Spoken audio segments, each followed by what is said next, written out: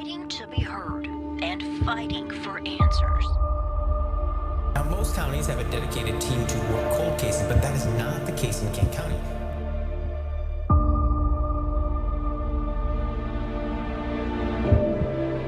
We have not had a cold case unit for over 12 years.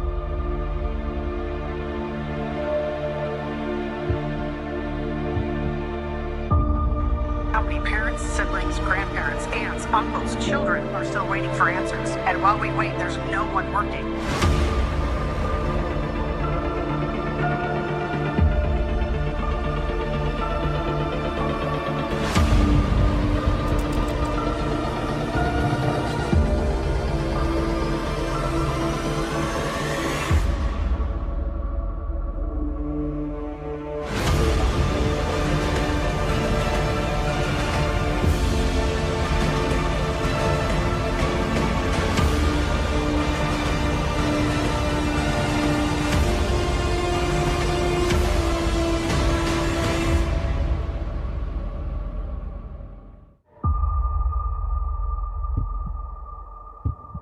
My mom is Barbara McClure, and she's been missing for 46 years. There are people that are here right now that know exactly what happened that night. What you are about to hear is definitely a cold case that should not be a cold case, should never even be where it is at today, 46 years later. And Jaime is the number one reason why anybody is even finding out about her mother's case, hands down. Take a second to listen to Jaime, and it's going to take some time, so be patient. So make sure you hit the subscribe button and pay Jaime the respect to listen to her mother's story, because as she's going to tell you, somebody knows something. Somebody knows what happened to her mother 46 years ago, and you guys really do have the ability to make a difference in this case, because somebody knows, and somebody knows somebody that knows. So if that's the case, somebody needs to step up. We're going to get into all of that. And without further ado, I'm going to introduce you to Jaime. Hello. Thank you for being here. Everybody that follows me knows that if I'm involved with a family member and or a case in general, there's an element to it that is different, very different. And we'll get into that. But go ahead, introduce yourself. Get into your mom's case and so forth, and just it's your stage, it's your voice. Okay, well, thank you, Doug. I appreciate you being involved. I'm Jaime Stupi. Barbara McClure is my mother, and she has been missing for over 46 years, and she would have actually just had her 72nd birthday a couple days ago. 46 years without a answer, without not knowing, nothing whatsoever. You have become a champion in your mom's case. You are literally the only reason your mom's case is even talked about today. So let's set the stage for your mother's disappearance. Everybody that's listening to this and that is going to watch this, let's pull them into who Barbara was. So it was November 2nd, 1978, which is 10 days before my second birthday. To give a little bit of a 10-second background, she was planning a big party for me. She was telling people that I was going to have the best Christmas ever. So certainly showed signs of not walking away. On November 2nd, she wanted to go out and decided to go to a disco to practice dancing with a gentleman that she had dated in the past. And he picked her up, and they drove to Fandango Disco in Lake City in the Seattle area. And they were there for not very long when things just started to not go right. They weren't dancing well together. And Scott got frustrated, the guy she was with, and he decided to leave. And there are some speculation that there was a fight. According to Scott, there was not a fight, but he abruptly got up and pulled his jacket off a chair, which made it fall back, so maybe created a scene. So unfortunately, haven't spoken to anybody else that was actually there that night to know different. And he left, and very shortly after that, supposedly, my mom decided that she was going to walk home. And a couple that was with them that night, said that they saw her.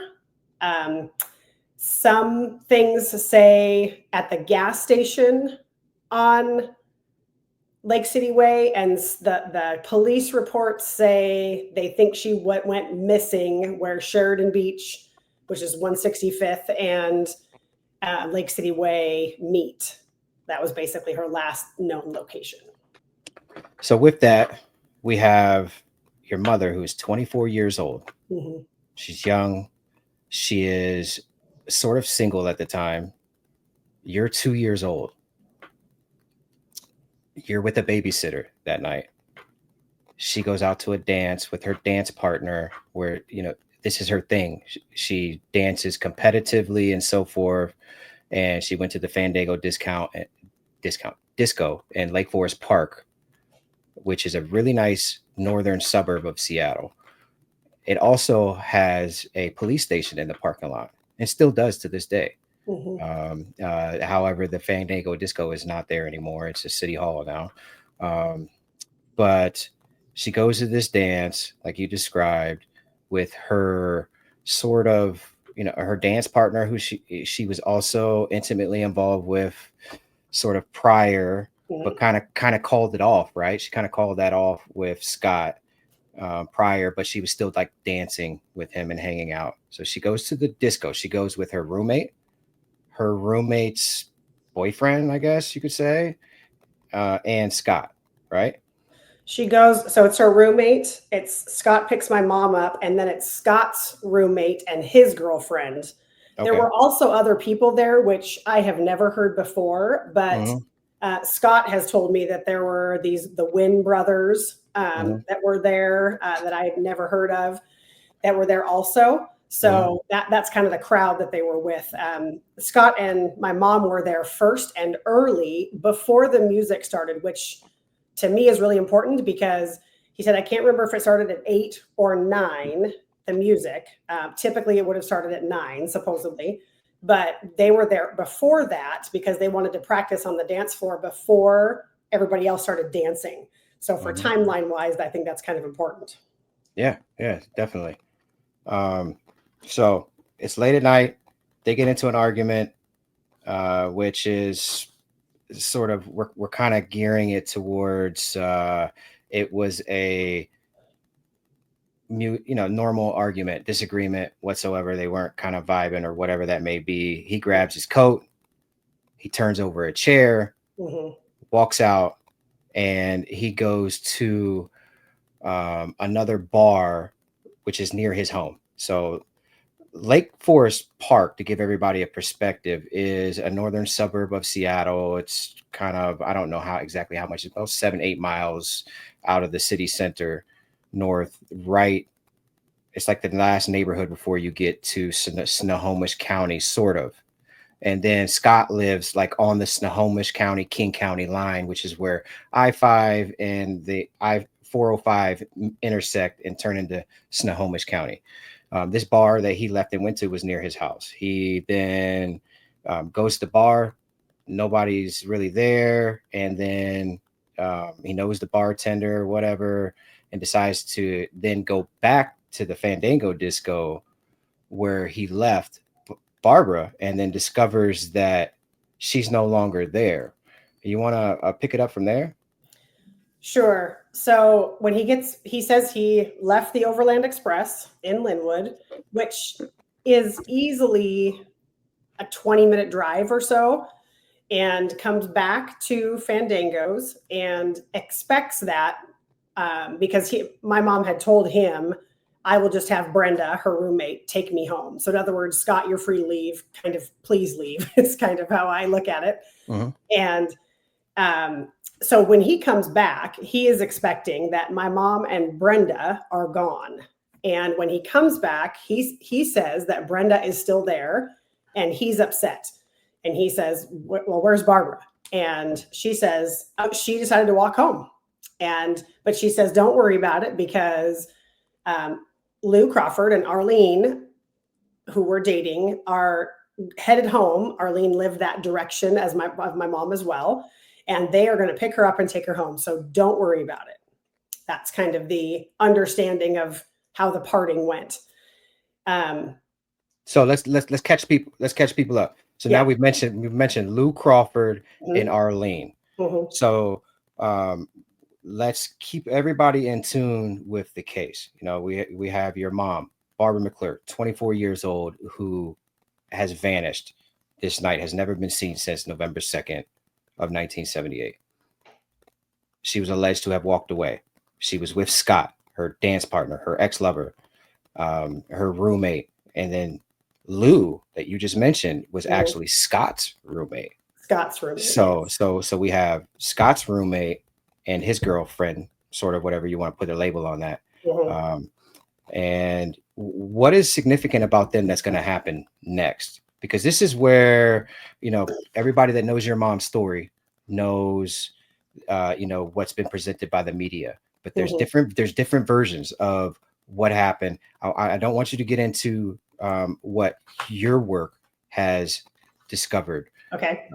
Let's get into what everybody knows, Okay. face value, that's Yep. been released by King County and all that. What happens after Lou and Arlene leave?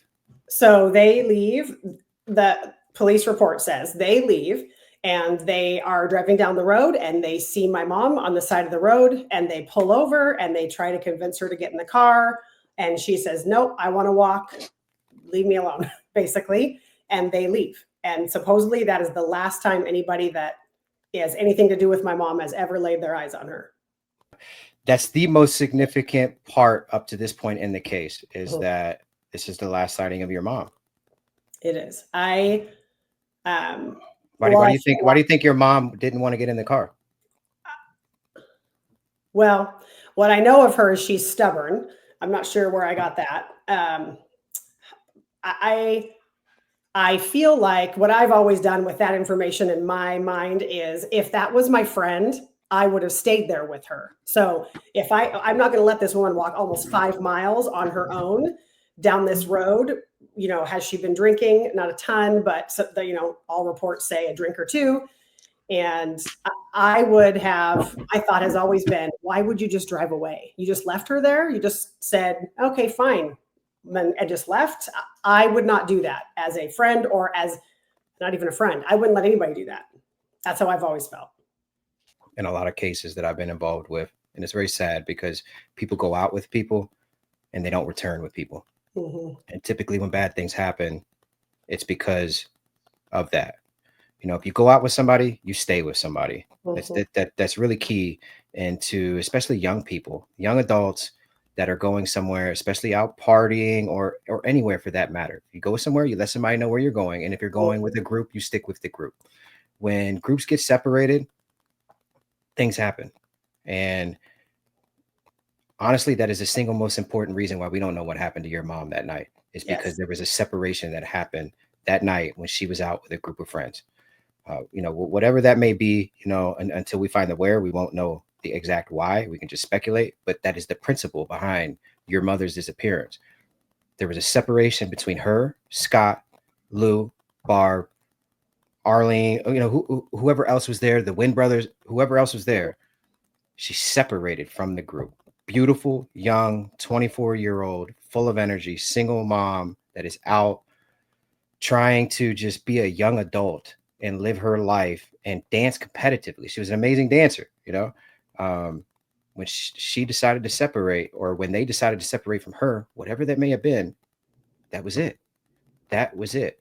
And when you open that door, somebody's going to walk through it. What that somebody is or something is, you know, we don't know, but we're going to get into what we think. Now, we've set the stage for everybody listening to this, which is, all right, your mom disappeared after she went dancing. She was with some people that she knew. She separated from them. Now she's missing. How was she discovered missing? When did family or friends know that, okay, well, Barbara's missing? Well, what happened from there? So, again, I'm assuming we're staying on the what's been Yes. reported side. So Yes. the next morning, Brenda comes home. So she had stayed out. This is her roommate, my mom's roommate. She had stayed out that night with someone, and she comes home. We don't know the exact time, though we've found out a little better, I think, but we don't know the exact time. And something told her something wasn't right. We don't know what, but she realized that my mom had not come home. So she then calls Scott and says, "Is Barb with you?" And he says no. And they proceed to, Scott comes to the house, and they, by about 9 o'clock, they knew her shift was either, she was supposed to be at work the next day because now it's a Friday. And they knew their shift either started at 8 or 9 because they always did one of those two times. And so they proceeded to wait until a little after 9 to call work and see if maybe she stayed out with someone, went home with a friend and spent the night. And so maybe she just went straight to work. And then they called work, called work again, maybe 45 minutes to an hour later, to check in one more time. And she was not there. And they then called the police station while they called the operator, who sent them somewhere, we believe to Lake City Police first, and then to Seattle PD, and then King County in that order. But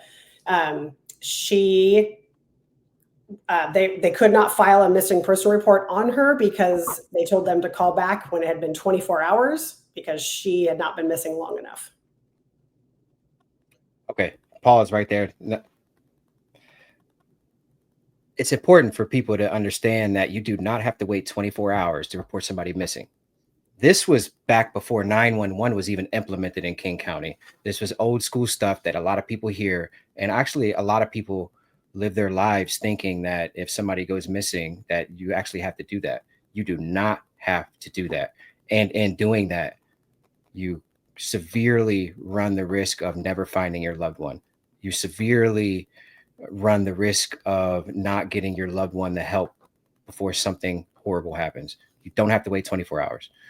So I just want to make sure I let people know that when they hear that, because that's not a reality at all. Especially under the circumstances. So if your loved one walked out the front door and you don't know where they are, that might be a different situation. But with the stories that were given, she has walked down a major highway in the middle of the night and never been seen again. So the situation, the circumstances were already suspicious. Yeah. And I know their attitude was, because you and I have already been through this, very, very intimately with the details in person and so forth. And we both know that she's an adult. The attitude was she's an adult. She's allowed to go missing. And that's true. I get that. And I have a lot of families that call me in active cases where that's still a thing. But that's where it's up to family members and friends to start documenting. If you think it does not add up, if you think it is suspicious, it is suspicious. And do not settle for law enforcement taking the attitude of they're an adult. Some agencies, there's just nothing, you're not going to get anywhere. That's the attitude they're going to take. They're overworked. They're busy. That's just what it is. You got to step up. You got to then start documenting everything. You got to start looking. You have to start contacting people. You have to start reaching out to people before things get too late. So let's switch gears now that I've summed that up, because it's important to educate people. Your process in this, and in any case, is a learning experience. And that's just the way it is. I don't know everything. I'm constantly learning. Every single search I do, every family that I work with, every single thing that I do, I'm learning something different because I keep the wheels open to absorb, more directions, take us from where your mother has now been missing. Nobody's heard from her. They start to realize she's missing. Things aren't adding up. What happens next? So essentially, nobody knows anything that happened all day that day. Honestly, we have learned more now, or at least what we think. However, basically what happened is 10 p.m. that night, they call back to the police and then file a missing person report. Brenda files the missing person report. What we do know in that day for sure is that at some point, and Brenda is the roommate, her roommate. Brenda is her roommate, who she stays with Yes. at the house. Yes. So Brenda calls the police and reports Yep. her missing. Mm-hmm. Yep, and reports her missing. So that's the first reported true of her missing.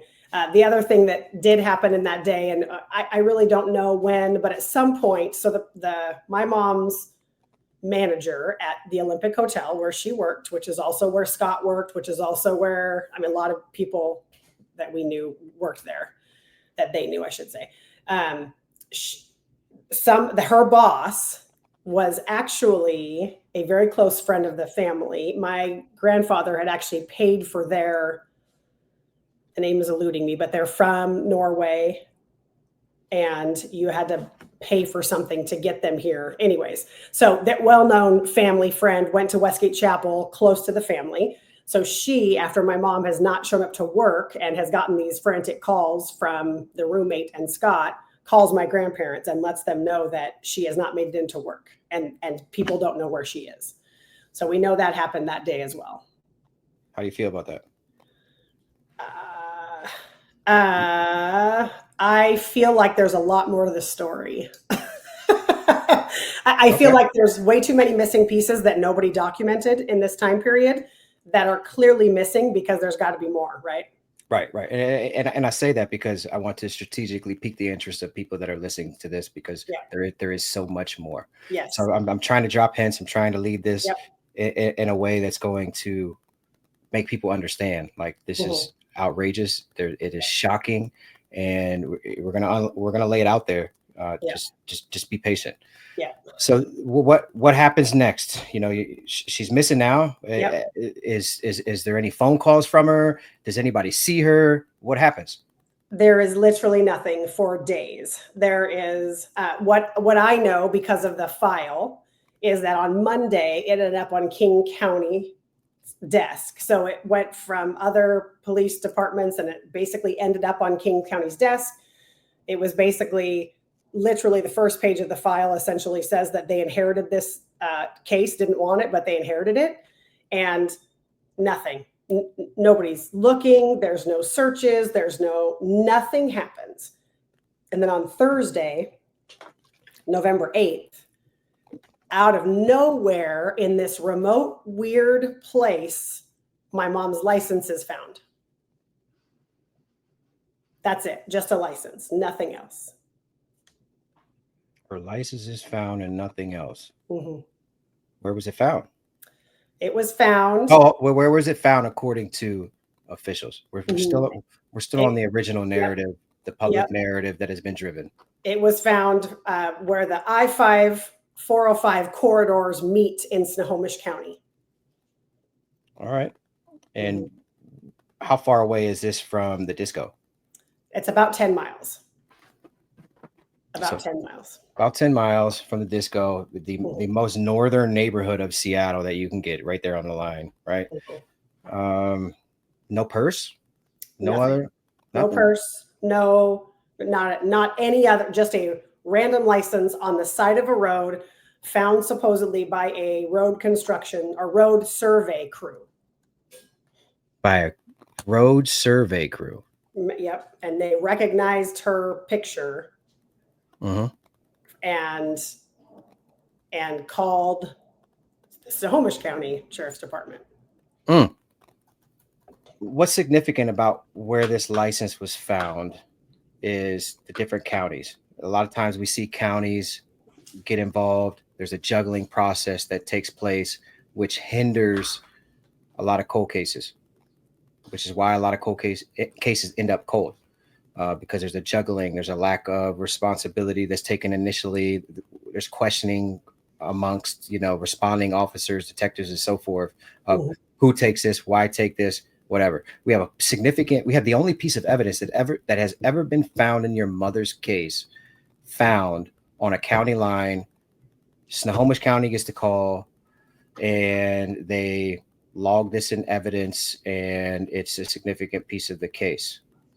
Well, we don't really know if it's been logged into evidence because we don't know where the license is, nor do we know, there's no trail of the license.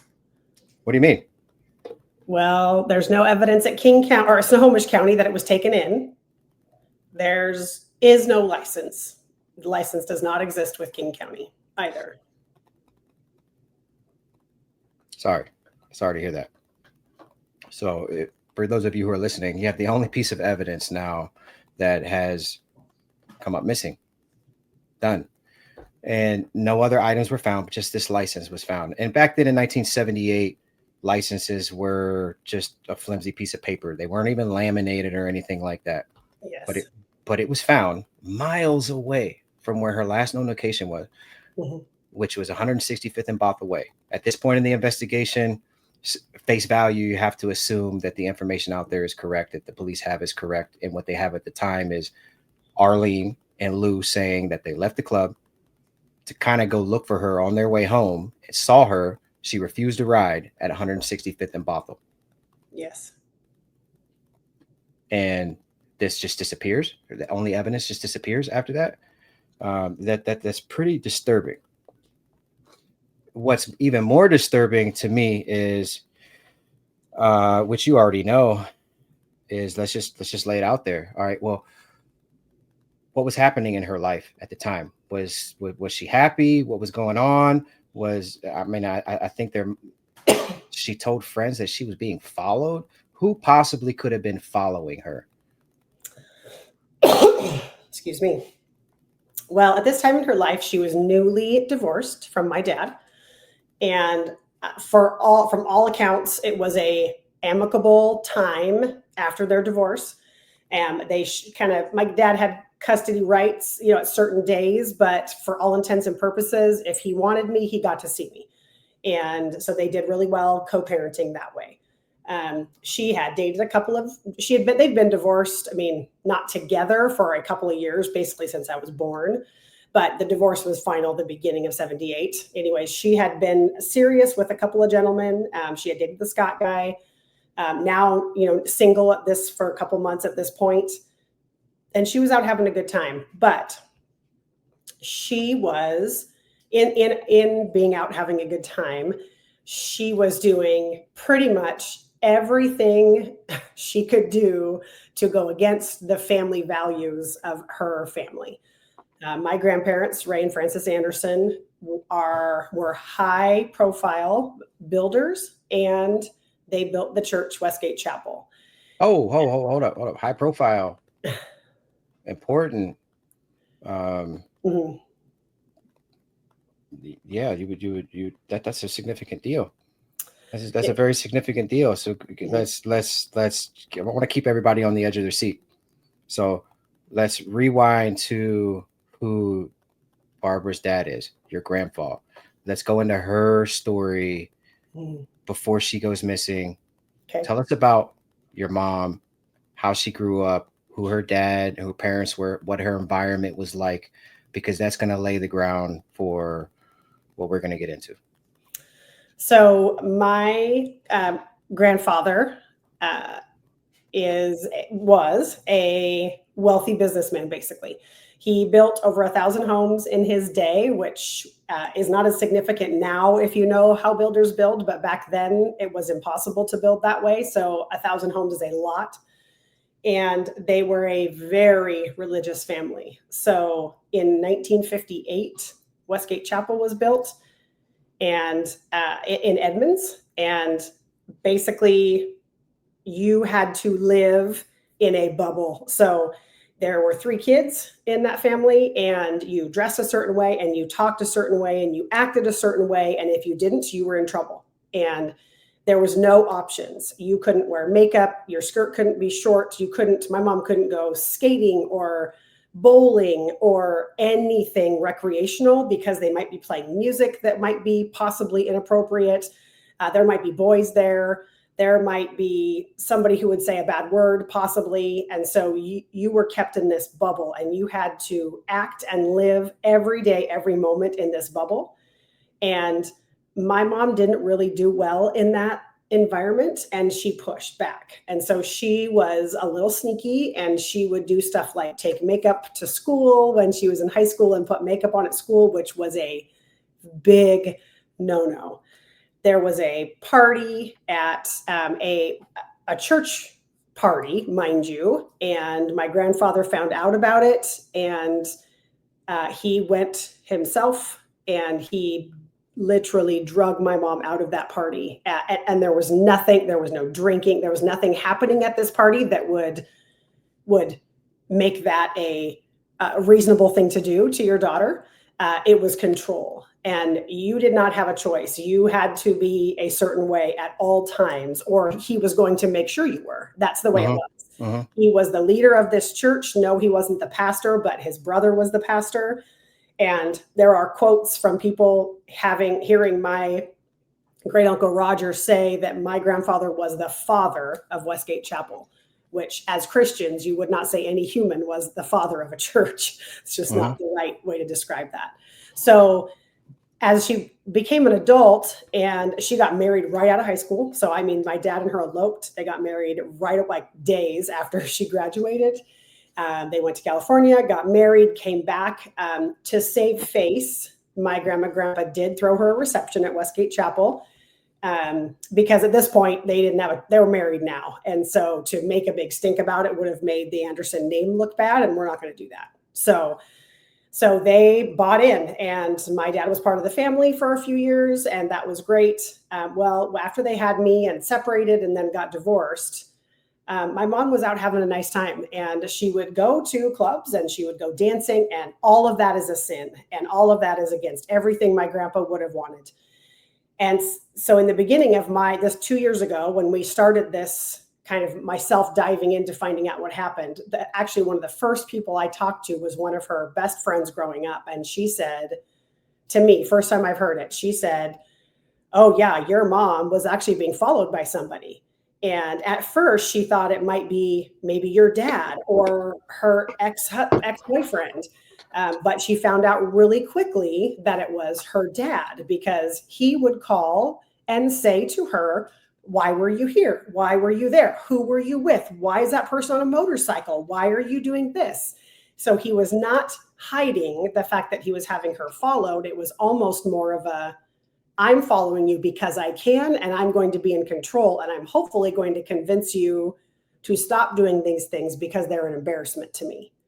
So many, many, many people since then have said that they knew that she was being followed. One person was a pastor at the time, and he has confirmed that he knew that she was being followed. And I mean, almost everybody I have spoke with has clearly said that she was basically disgracing the name, the Anderson name at the time, by her behavior of choosing to go out at times and choosing to have some drinks and choosing to be dancing. Those were all things that were just not okay.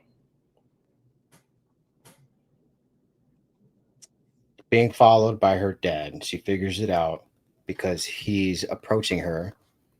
He's calling her after. So he wasn't the one following. Yeah. Well, I chose those choice of words because it was either he was doing it or he was having somebody doing it, because he was approaching her afterwards with evidence of where she had been. And these are the same places where she had suspicions of being followed. Yes.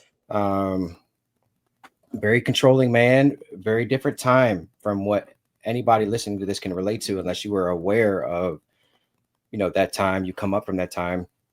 We're talking about, an area in Washington that not many people that are going to listen to this can even relate to.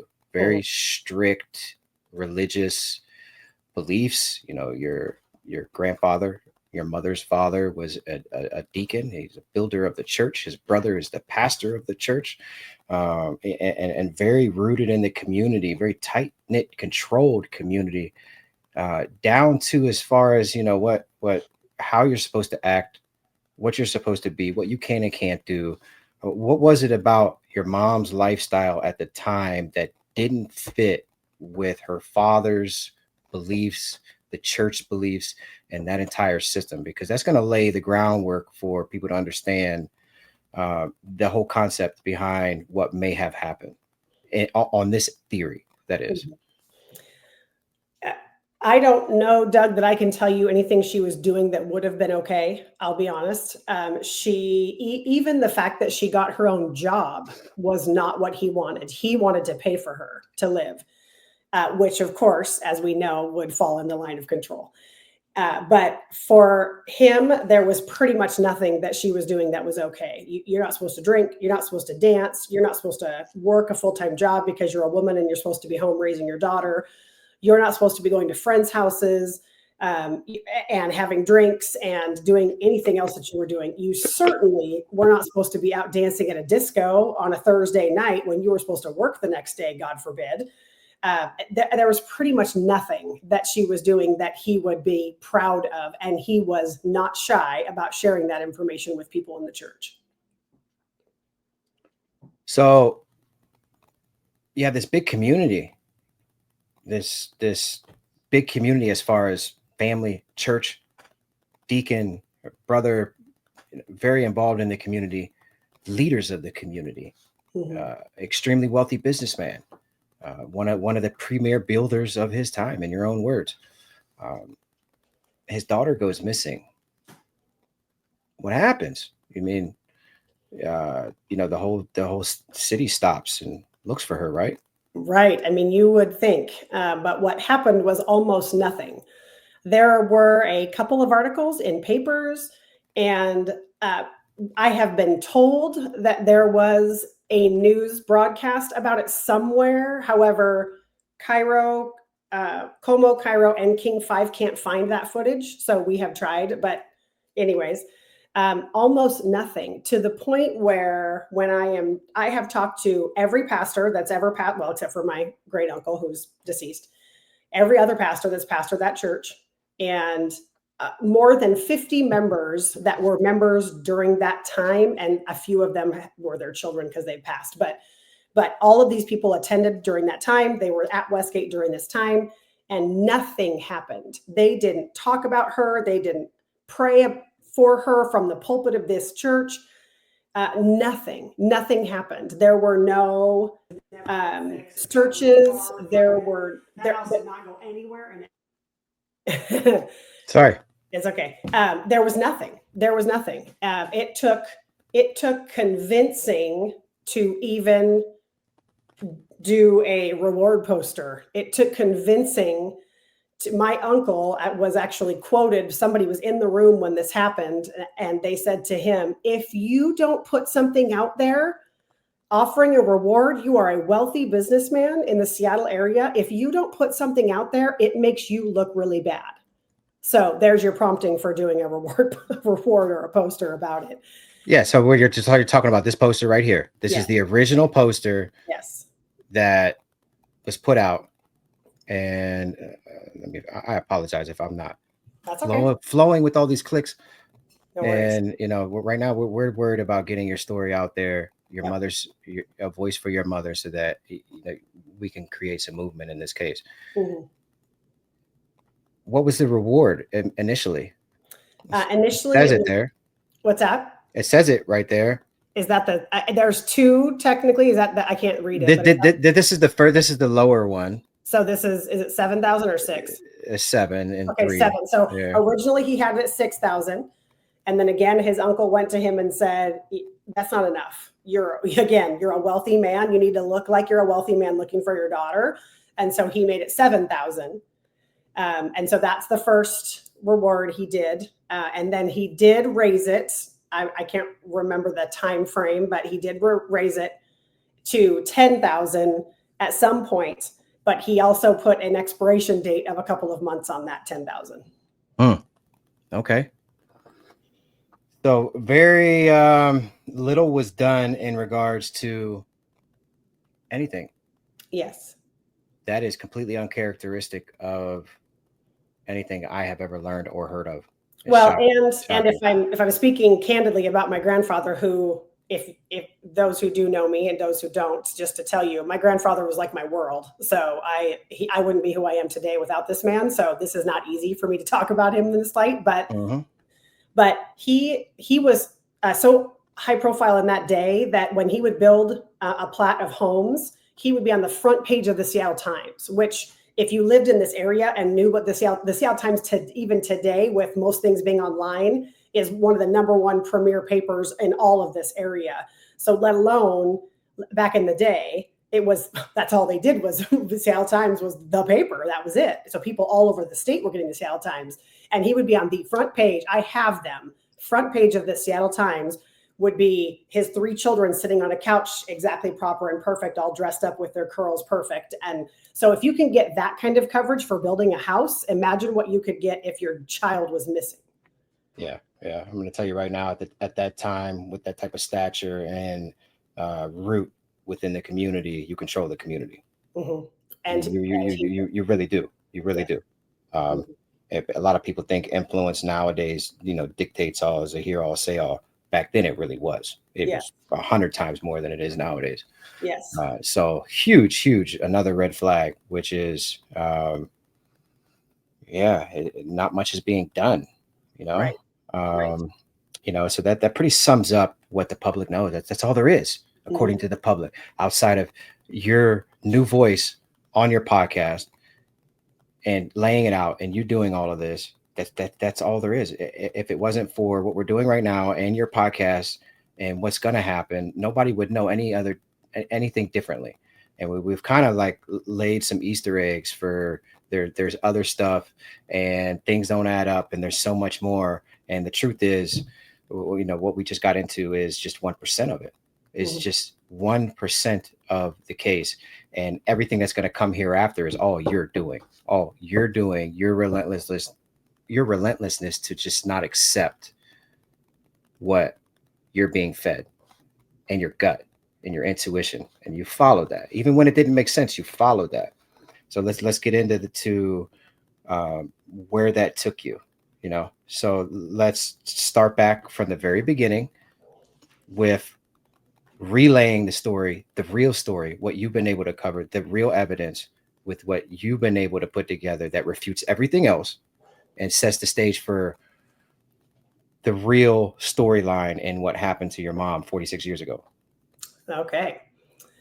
Well, from the very first minute, one of the things that we didn't even mention in the beginning was, where was Jaime in all of this? Where was this little almost 2-year-old little girl? I was supposedly with my dad. That is the story. That is what everybody has told me my whole life. That is what everybody just believed. And to this day, I don't know if I don't believe that. That's not what I'm saying. However, in my search, the first 6-8 months of this, a couple years ago, a gentleman came forward and said, actually, I was babysitting you that night. I was at your house. I was 14 years old. I was your neighbor, and I was babysitting you that night, and your mom never came home. Okay, so now I've got this man now who says he was at my house, we have spoken multiple times. He is 100% sure he was at my house that night. There is certainly, and I've even mentioned this to him, people that know more than I do say that because of the tragedy of that kind of event, it's possible that you were babysitting another night and this situation happened. And he says, nope, I know it's not that, because that was the last day I ever babysat. And what is significant to him is the next morning. So now we're talking the 3rd. Normally what would happen is he would babysit. He would get there and I was already in bed. So I'm, less than 2 years old. She'd put me to bed 7:30 or 8. This kid would be there. He said, I never even had to do anything with you ever in the 8 to 10 times I babysat you. And then the next morning, about 11 to 12 at night, she would come home and wake him up and pay him every single time, pay him in $1 bills and send him home. And that's it. Well, this night is significant to him because at about 6 a.m. in the morning, some man woke him up and told him to go home. A little bit gruff, a little bit rude-ish, not kindly waking him up, and just said leave. Didn't pay him or offer to pay him, nothing, and just sent him home. So that's kind of one of the things we're dabbling with right now is, where was Jaime? Okay, so Scott, who picked my mom up that night, Does not remember a babysitter, did not go in the house, he doesn't think, but needless to say, this guy says he was babysitting me. Scott picks my mom up from the house. They go to Fandango's. They are there early, which is not, the reports make everything about 2 to 3 hours later than what anything I can find out now says, which is fairly significant. And they're not there very long, an hour or so before all of this kind of erupted. And she tells him, I'm just going to have Brenda take me home. Don't worry about me. He gets up a little huffy and he leaves. And my mom walks out the door. So now remember, supposedly she's going to be walking down this busy street. Well, I had the opportunity to speak to Arlene, who would have been one of the 2 people to see her the last ever.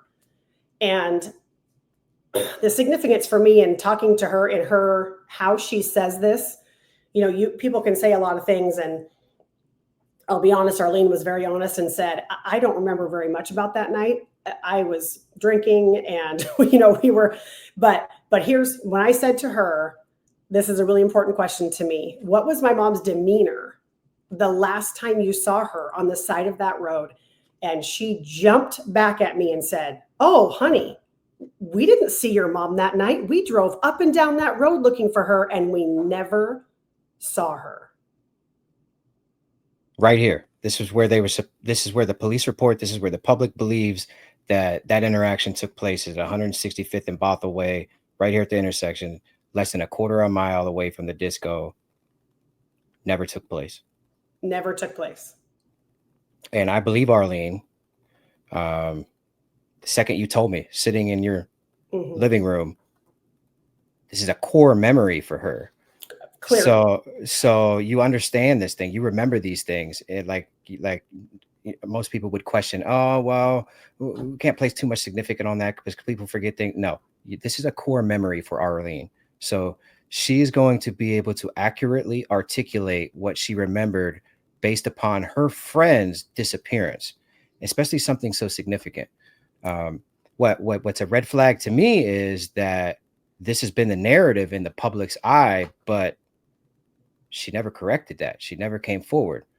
Is that because it was 1978, or maybe she didn't even know?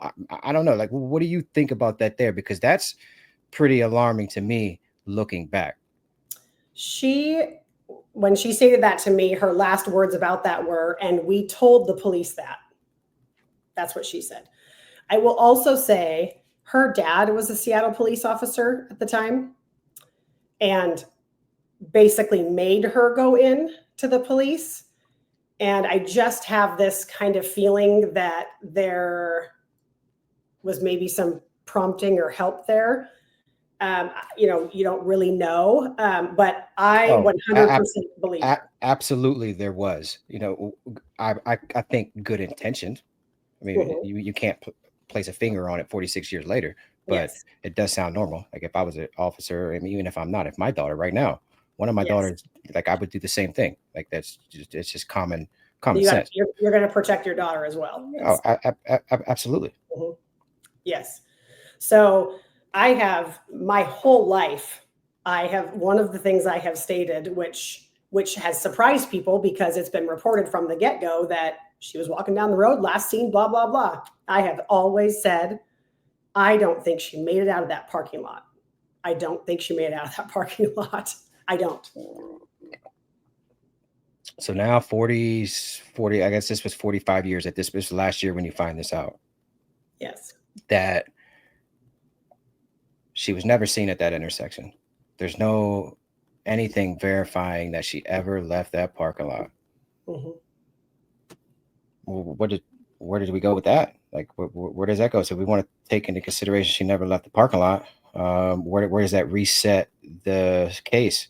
She's had a disagreement with somebody that she went to the bar with. That person allegedly left, was not there, and why he left and was somewhere else at another bar up north, which we'll get to that stuff later.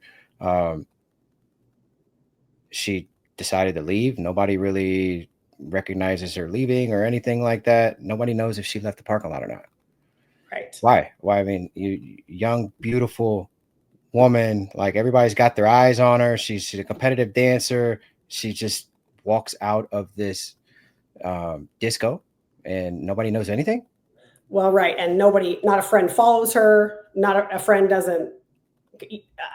I mean, there's just so many pieces to it that don't make sense to me. Right. So from an investigative curriculum standpoint, if we want to take into consideration, unfortunately, something horrible has happened to your mom, it is always somebody close. Random murders rarely happen. That's right. Random murders rarely happen.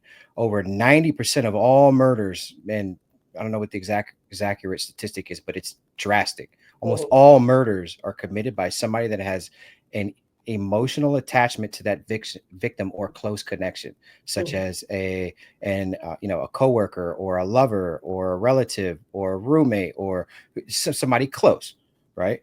Yes. So you have all these people that are close to her. You have your dad, you have her family, you have a roommate, you have Scott, you have your dad, her ex-husband at the time. Like all these people should be principal key potential suspects. Yes. Let's go talk to these people. Whatnot. We have a license that's been found 5 days later, but it wasn't where they told the public it was found. Where was this license found? Let's get into where this license is found. The only piece of evidence that doesn't even exist anymore, allegedly, from everything that we have to go off of, it doesn't exist anymore. Walk us into correcting that narrative. Well, this is kind of a big one because of what has been told. About a year and a half ago, I had the opportunity to sit down with a gentleman who, technically my uncle, but sit down with a gentleman who I kind of says with similar strength as Arlene said she didn't see her. He says, and I quote, "Under the direction of Ray Anderson, we were told to meet at this location." This location is what you would consider east on 405 from where the I-5 405 interchange is. You would have to go east. I don't mean to cut you off, but under the direction of Ray Anderson. Yes. Her dad. Yes. The only piece of evidence that has ever been found and doesn't exist anymore was found by the direction of her dad. The news reported that it was a road worker that found it on the side of a highway. Yes.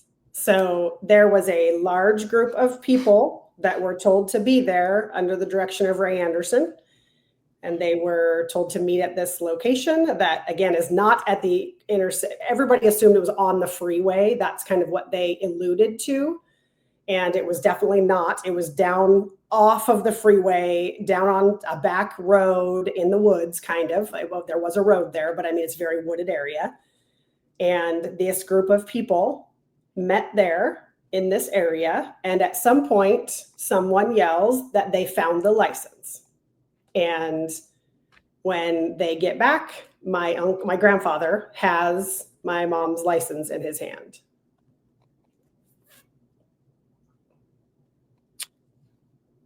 That's extremely significant. I think so as well. And it's shocking when you take into consideration the totality of the events that have taken up to this point, and that he is out there, not with the police. He's out there directing people to search in areas. It makes no sense to search. This area is miles and miles away from her last known location. Nothing puts your mom at this random location on the line of another county, but it does. It wasn't found on the side of the highway. At the time where this license was found by this group of people, was found near Scott's house. The guy she was with that night. The guy she was with that night. So here we go again. You have somebody close to her that she went out with that night, who she got in an argument with that night. And then the only piece of evidence that has ever been found is found down the street from his house at the time, Satellite imagery shows it was a dead end. It wasn't on the side of a highway. It has no reason for this piece of evidence to even be there. And it was found by the direction of her dad, who was having her followed. That's just a lot. And it obviously points to Scott. It points to grandfather, Ray, Barbara's dad, your mom's dad. Those are two different directions. Why is he directing a team that finds the only piece of evidence near the last person that was with her that night in an area where it should never have been? What do you make of that? Like, how does that even make sense? Like, what comes from that? There's obviously a couple of directions there's an obvious direction is that, Scott did something to my mom taking her somewhere, and it's right by his house. That's an easy pickup, but I'll be honest with you, that's not where my brain went first when I found out the location, and we went and drove the location. And I had a very, very strong just understanding or feeling for me that it was more like someone had followed Scott and knew where Scott lived and put this license there on purpose. That's more what it felt like to me. I can't say that's true. Obviously, I don't know, but those are the only two scenarios that I could add up in my brain, because there's no way for someone to know where to put that license for it to be. I mean, how likely would it be somebody would have randomly driven down that back road behind the houses that he lived in and done something to my mom and dropped the license, which would be stupid, but that stuff does happen. And only the license, a little flimsy piece of paper. Yes, only the license. It was intact, so perfectly intact. So it wasn't, you're talking days later, right? So it wasn't soaking wet. It wasn't ruined, nothing. Again, supposedly, because I can't see it myself. But you have spoken. I'm going to put this out there. Now, you guys that are listening to this, you're going to have to check out Jaime's podcast to fill in all the blanks, because she has her own podcast that she just released, multiple episodes that are already out, episodes that are coming out that details all of the things that we're not purposely putting here. So you can go connect with Jaime and get the entire story for all of the details. But I'm just going to say a little bit about the license and what you were just getting to, which is what advantages, or what does your grandfather Ray have to gain from doing this if you want to lead to suspect that he has planted this piece of evidence? Because people that are listening to this is going to be like, oh, well, he had her followed. She knew she was being followed. He was controlling and so forth. He's the only one to find evidence. His search group in an area where, why do you even have a search group there? It doesn't make sense, at least not yet. What does he have to gain from it? I'm not sure, Doug, I don't know if I have an answer to that, or I have a real thought to that, because I have such a hard time putting into perspective that if my grandfather has something to do with this, which I'm open for, because things are leading that direction, unfortunately, I know it's going to be somebody I know at this point, I'm pretty sure, but I don't know what the gain would be, except to point the finger at Scott, obviously, because there's no other reason he would do that. And beyond that, I struggle with why he would be. I mean, I understand being embarrassed by your children. I get all of that, but I have a really hard time finding logical reasons for why he would do any of that stuff. But the only reason I can think of would be to point the finger for somebody to find it and to realize its area, where it's at and what it's closest to, and somebody to say, wait, doesn't Scott live right up the road? Yeah. That's not what happened? No. We figured out how close it was to Scott's house. They had not one thing in the file talked about how close it was to Scott's house. Nothing. Yeah. So the license was found right here. Scott's house is right down the road. As a crow flies, it's not even a quarter mile. I mean, right. I'm not joking. We're showing a graphic right now. So it gives you perspective between where the license was found, where Scott lived with his roommate, Lou, who was also at the party, or not the party, I'm sorry, at the dance, who told police he saw her last. Yes. which is 10 miles or so ish away from the dance. Yes. That's the most critical component of it investigation wise, which is, you have all of these suspects. Who did they talk to? Did they talk to, all of these principal key players? The principal key players at this point for any investigator that has what we're laying out would be obviously Scott, Lou, anybody who was there at the dance. And then from that closest, your dad, her ex-husband would be probably the next, her dad, and so forth. And it starts ballooning out from there. Right. Who did they talk to? What happened next? They, my dad, once they found the license, let's label King County. So King County has the case. Yes. They've decided at this point with some juggling that it's their case. And what do they do now? So on Thursday, the day the license is found, which I also find to be a little bit significant because it seems to be really quick based on what the order is as far as it was told, meaning it went to Snohomish County and then it went to King County and then it went to, well, the understanding that I have found out is that on Thursday, the license was found. My dad and Scott were both called in for a lie detector test that day. And they both went in that day. My dad actually went in multiple days for a lie detector tests and passed every one of them. Scott went in for one lie detector test, was told he passed. They wouldn't bother him again, and they didn't. That's for sure. They did not bother him. There was a little bit of back and forth with getting a hold of Lou and Arlene, which also makes sense to me now knowing what her dad does. Just because I feel like you would say, no, you don't talk to them. You wait until I'll take you in, kind of. I just, as far as being a parent, I can see that. And then they both went in also and had a conversation, and that's it. Nobody else. Nobody else. Nobody. No other family members. Nobody. Nobody from the church. They didn't. Nope. All right. So and it just stops from there, right? You've seen this case file years later. You fought your way into King County, and you were able to sit down personally in a room alone and see the case file. And after that, it's done. The case was done. The case was cold in how many days? Well, they didn't technically use those words, but there was nothing that happened after about 2 weeks after she was missing. Basically nothing. But in February, there was actually a comment. So you're talking 3 months later, there's a full comment that says there is no other evidence. There's been no other leads in this case. This case is cold in February. Yeah.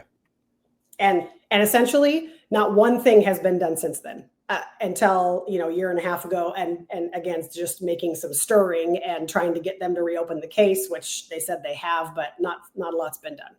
Yeah. Yeah. And that's essentially because the more you look into it, the more you talk to people, the more work you put into, the more you find out the truth that was never known before, that even they don't know, that simple investigative tactics could have, remedied years and years and decades ago. I think the biggest part for me was when I sat down with them the first time, they were very receptive. And I mean, very kind and very, we've looked at the file and you are right. Not a lot was done. To my face and on one of the television programs, they have stated this is a solvable case. We can find the answers to this. So I'm like, this is going to be amazing. I'm so excited, And then a year later, after almost nothing being done, and I mean a few hours of work being done, and that's a legitimate answer, I requested another meeting. And unfortunately, I had to request a meeting with the sheriff also of major crimes because I was getting nowhere and I was getting not okay answers. And I'm not somebody, I'm pushing, but I'm not pushing disrespectfully. I respect and appreciate what they do. One of my best friends was the sheriff. So I 100%, and my husband's a fireman. Like I understand and I respect what these people do for a living. So I was not calling every day and emailing. I'm talking not even once a month. I was giving them their space, understanding what their job really is. And so the second time I sat down with them, it was basically, I asked them, this was my request. I am asking that you guys would please look at this case like it's new. Stop reading the file and thinking what's in the file is what happened, because I don't think that's right. I think something else went on here. And I don't think I think if you keep saying, well, no, because she was walking, or no, because this is what happened, then you're going to miss what really happened to my mom. And for goodness sakes, the file's tiny. I mean, I'm sure it's bigger now after I've made a big stir, but in general, this was a very thin file. It was not hard. It took me 40 minutes, and that's with a brand new eyes and having a hard time going through it to go through this whole file. It was not very much. So please go through this from the beginning and look at it like it's something different. And I just don't know. I hate to say this because I've tried to be very respectful, but I don't know if they have the capacity to do that. I think they can only take what they see and feed off of that, because I don't know that anything they have is true, or very little is accurate at this point. And if you don't look at it differently and you think that's what happened, then either she just walked away or someone just grabbed her, and we're never going to know anyways. And that's pretty simple for them to come to and be done with, right? Right. And it's a all too common predicament for a lot of families all over the country, which is that there's very little that has been done in the case for whatever reasons they have to justify it or not justify it in the beginning, that nothing was done. Very little was done, and it should have been done. And now you fast forward X amount of years, and there's evidence that doesn't exist anymore. There's memory that doesn't exist anymore. And it's all like, wow, I wish this would have happened, or I wish that would have happened. And it provides a lot of clarity into the mistakes that are made, even without results, which you don't have yet. You're going to get, but you don't have it yet. And this is just a path to get to there. But it labels the mistakes a lot more prominent. You know, what wasn't done. I mean, you could look at a couple of sheets of paper and see everything that was done on your mother's case in the total of 4 decades, which is not great. This is not good representation for the public of King County. They do not have a cold case unit. Like Barbara's. We have not had a cold case unit for over 12 years. They've always struggled with funding and so forth. And they have, retired representatives that do come in and help when they're directed to help and so forth. But, there's a couple of thousand cold cases there in King County and more, because a lot of them are just left open so that they're not categorized as cold cases, because it's all optics. We're getting into the optics of these cases, and that's what affects the outcome, is because these departments, these agencies, they have to protect the optics of, what does the public think? How are we looking? And unfortunately, no matter how you paint this, no matter how you tell this story, it's been 46 years later, and there's a lot of shocking components to this case that should have warranted a huge investigation, should have warranted a huge manhunt, and so much more, and nothing was done.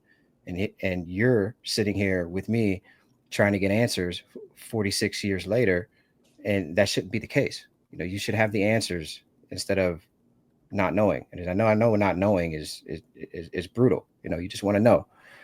And you've told me several times before, it's not about pinning this on somebody. It's just you simply want to lay your mother to rest. You want to bring her home, and anything after that is just, it doesn't matter. Whatever happens, happens. If justice happens, it happens. If it doesn't, it doesn't. Just finding your mom and bringing her home. And people know what happened to your mom, because there's people still alive today that were there. Scott's still alive. Ray has passed. But there's other players that are involved in your mom's life that we haven't discussed. And let's get into that. She's gone missing. Evidence was found. Nobody put it together. The case is now cold. Pretty much nothing's being done. And time is just spinning. Nothing's being done. Well, what's life like in the Anderson family? Like what's happening? Is who's out there, pounding the streets looking for your mom? Well, I don't know that anybody was. I know that my grandpa wasn't. I know that we were not talking about it. I know that my aunt was. My Aunt Sharon has always, been as much of an advocate for most of the time to finding what happened to my mom as anyone. What I know is that very quickly after and I'm talking probably February, I think, if I can, I may be off by a month, but my grandfather supposedly had a dream that my mom was in heaven and that she was fine, and that was it. We stopped looking. That's what happened. And my Uncle Ken, there was one news reporter who tried to keep her story alive. I've actually messaged with him back and forth. He is unwilling to have a conversation with me, but he did several articles, February, March, and maybe even into May, that were really, I was really grateful for, because it's the only thing that ever tried to keep her story longer than 4 minutes, I felt like. My uncle was questioned in one of those, and he made it very clear that she lived a fast life and she was dating a lot of men and she got what she deserved in an article that was published. This is her brother, Ken. We haven't laid this out now. Now we're bringing in a new player. Yes. A new key person close to her in her life. Yes. Her brother. Yes. Ken has now basically washed his hands and thrown her under the bus publicly in an article. Yes. Shortly thereafter, her disappearance. Yes. Okay. What happened at the house? She shared a house with Arlene, who she was out with that night. Yeah. I would believe that, the police would have searched the house, turned it upside down, and looking for evidence, and take us into what happened now. So there was no police search of the house. I know that 2 days after she went missing, Marvalee, it was her best friend at the time, and for many years they went to high school at King's together. And Marvalee and her husband owned this home. So they lived there, then they moved out and they rented the home to my mom. Brenda wasn't after, she came a few months later and stayed. Anyways, there was no police search of the house. 2 days after she went missing, Marvalee pulls up to the house. Someone is there. They go into the house, and Ken has a duffel bag, and he is packing stuff of my mom's in the duffel bag. Clothes is what she saw him packing into the duffel bag.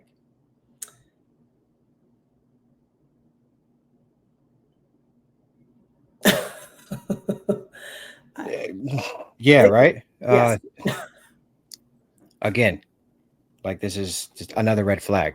Mm-hmm. And all of the red flags are, they're just red flags, but they're significant. 46 years later, they're considered evidence. That's how you solve cases. All of these different components are what a real researcher, investigator puts together and considers on their board of evidence. We're not talking courtroom evidence. We're talking about things that happen behind closed doors that get to results and delivering answers. This is something that does not add up. Why is he in the house? How did he get in the house? He's there taking all of her stuff. Mm-hmm. My mom's keys were never found. However, he did have a key to her car because he was able to sell it illegally. And her car was where? We don't know. Did she drive her car to the disco that night? That's something that we did lay out. Nope. So she didn't drive her car. She rode there with Scott, correct? Mm-hmm. Yeah. Yes. So we're missing a car at this moment. This is kind of how. What kind of car is this? It is a 65 Corvette. Okay. And I know we've worked together. You don't have the VIN. No. But if you have if anybody out there in King County or the entire Pacific Northwest that has a maroon or any color for that matter, reach out to us, because yes, because that car could still exist, and that car, you just never know. We're not saying that car has to do with anything, but if you do, reach out to us, because we want to try to bridge that gap if there's a gap there. Yeah. So at this time, we are missing a child. Clearly, I was not missing because I'm here, but at that time, King County doesn't know where I am. They had made no note of where I was. There is a car that no one knows, so nobody can remember seeing the car. And I mean, the babysitter, Scott, Marvalee, when she drove up, can't remember if the car, nobody can remember it. To me, that's significant, because if somebody was missing and I drove up to her home and her car wasn't there, that would be significant for me. Mind you, this is 46 and a half years ago. I don't know. Mhm. And there's a dog that is missing. There is a 100-pound Doberman Pinscher, not a small rat dog that would hide under a bed, a very large guard dog that is also missing. That's also a side note. Now, the dog does appear, and obviously the car does because my uncle sells it, and obviously I do because here I am. But my aunt ends up taking that dog and keeping it for a while and then selling it. So they all appear again. So they didn't disappear with my mom, but they, for some reason during this time period, are unavailable by anybody. Nobody can recall these things being around.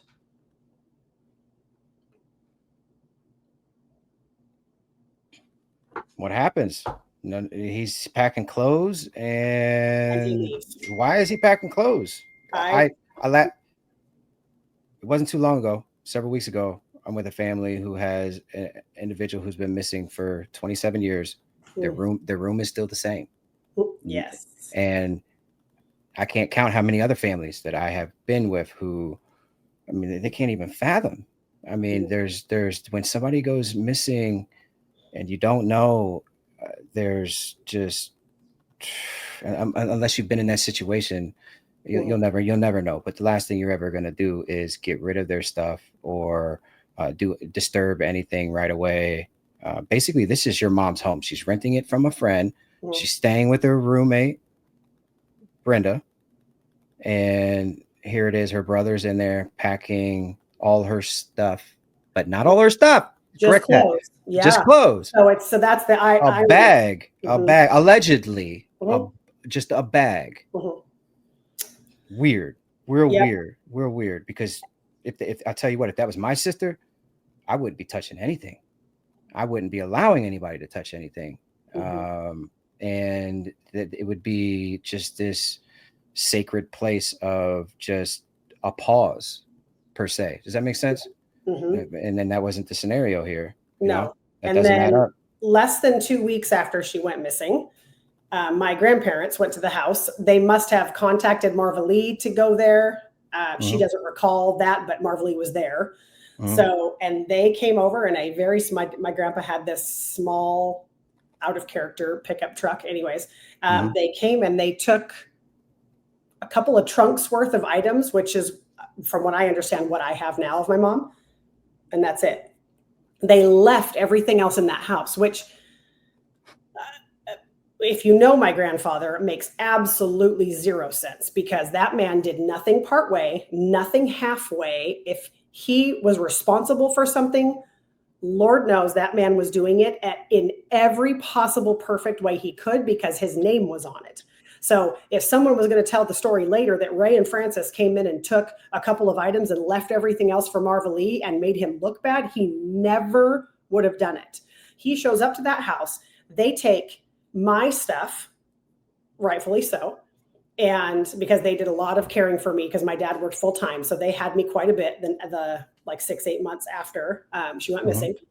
And a few trinkety items. And they did take her, which honestly, they took her crystal plate sets and silverware silverware that they used back in the day, and kept that, and that they left everything else. They left everything, all the furniture except for my furniture, all the furniture, everything they left in that house and drove away. And some people are like, well, I don't think I'm like, listen to me. If you know my grandma and grandpa, they would never have done that halfway and drove away and said, haha, Marva Lee, you could take care of the rest, because how rude is that?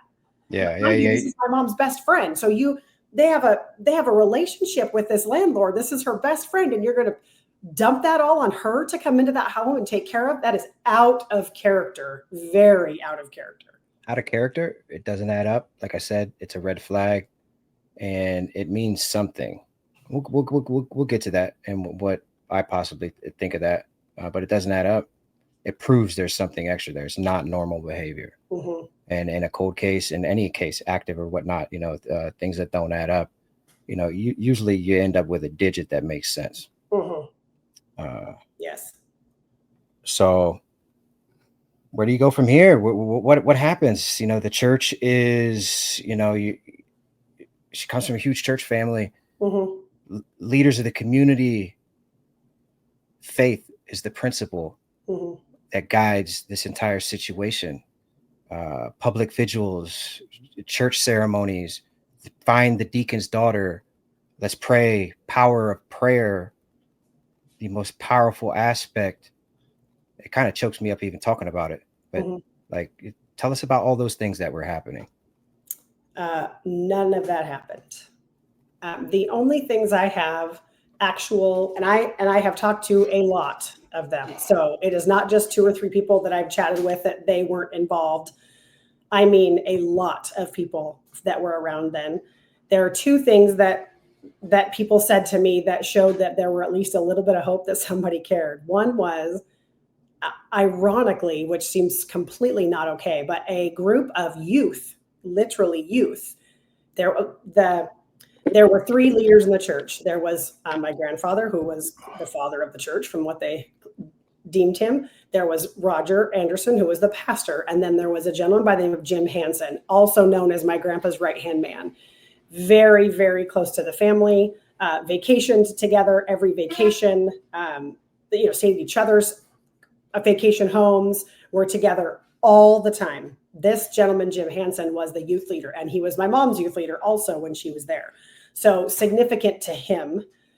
And he actually took the youth on a bus, literally, to the area that the license was found. And these kids were actually searching in people's backyards, which I was like, well, look at that. Somebody actually cared enough. Not that it was probably appropriate to have youth going, but at least somebody cared enough to have somebody look for her, I mean, that was nice. And then another gal who was close friends with my grandparents said that they would go over to their home, like a lot of times, very traditional church Sundays is dinner is early after church, and they don't do a dinner later at night. And it was very, very common, like almost weekly, that they would either go out with people or they would have them back to the house. And they said that often they would pray with my grandparents at the house for my mom. So what that looks like, who prompted that, I'm not sure, but that's it. Nothing else happened ever for her, ever. Another big red flag, Mm-hmm. Anybody who's even halfway religious, or not even religious, you understand the power of prayer. Yes. And what that brings, and the vein of that within such a community, not being pulsed is just hard for anybody else to wrap their mind around. Mm-hmm. And it's also, just to clarify something, so Philadelphia Church is a church in Ballard in Seattle. Westgate, that's where my grandparents started. That's kind of their roots. And then a large group all moved to Westgate in Snohomish County. So it's both of these churches. And my uncle was Ken was the choir director at Philadelphia also. So, these churches are they're the same, basically, very intertwined. So you have 2 church bodies and from neither of them have I found any one time that there was a prayer vigil, saying something from the pulpit and praying for her, asking for search parties. Zero.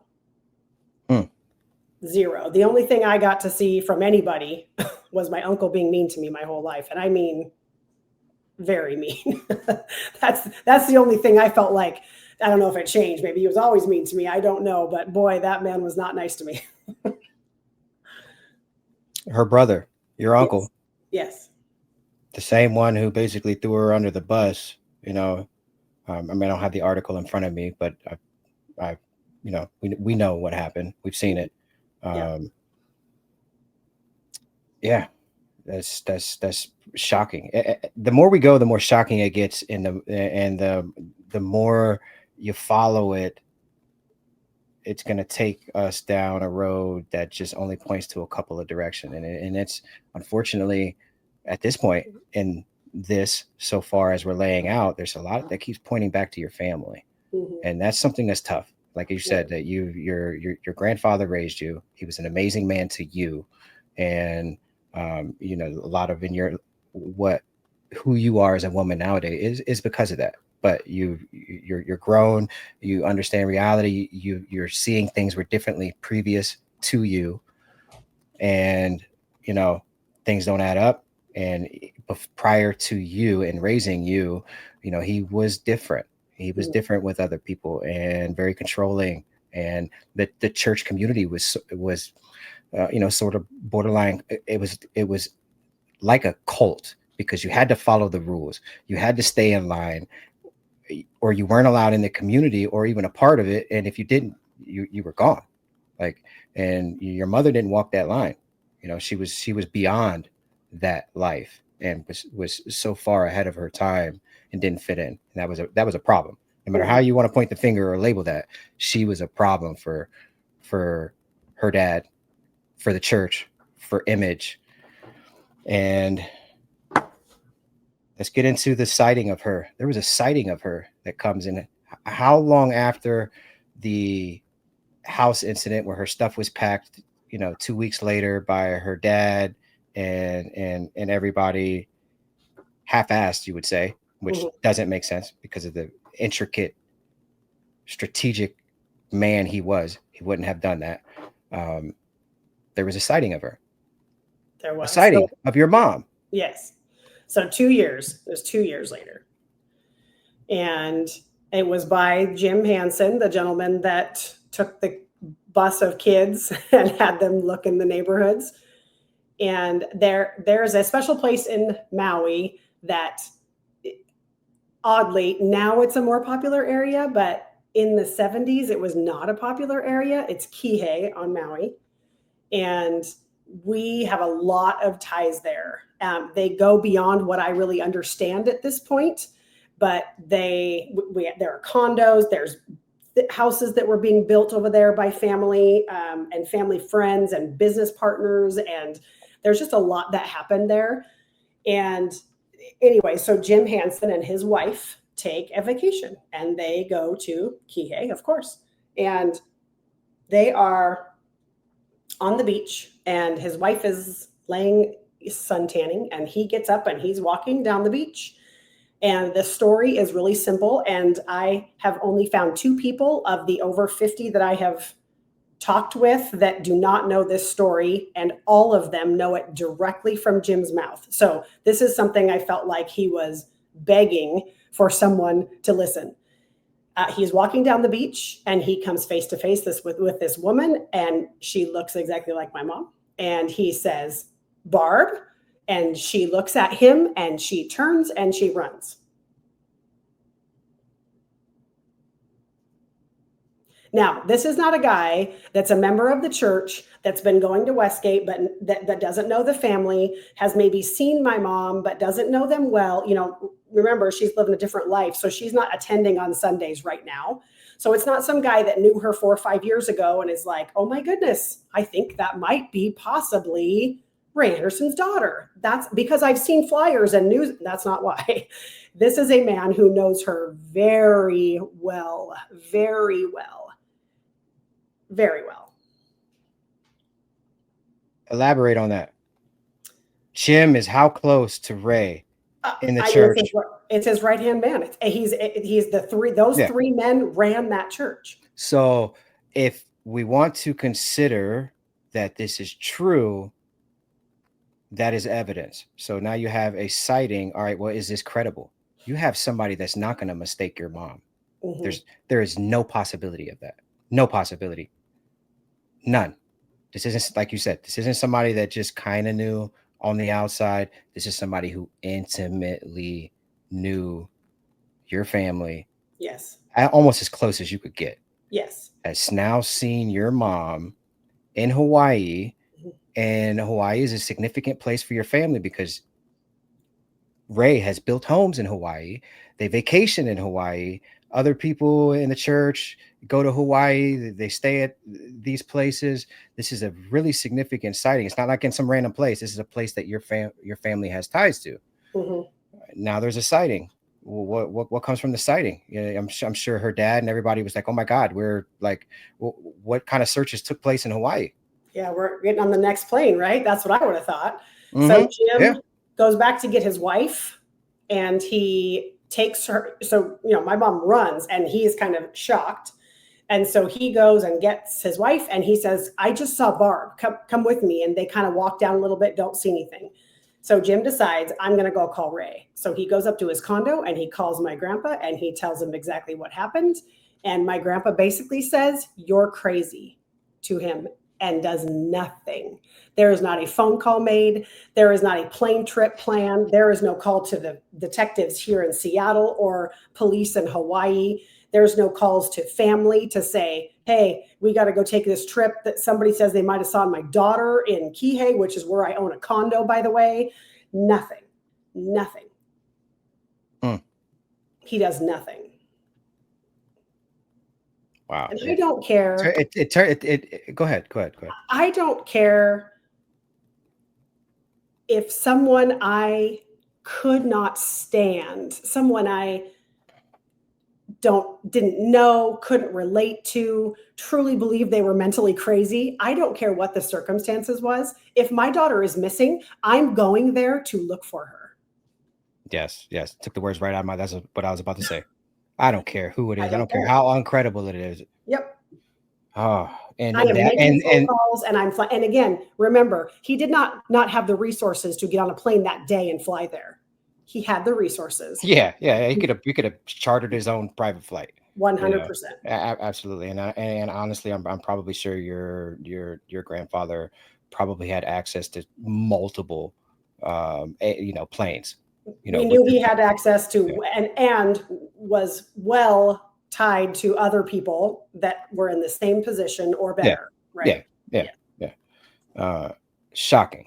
Absolutely shocking. Another red flag that is unfortunately centered around your grandfather, Ray, because it doesn't add up.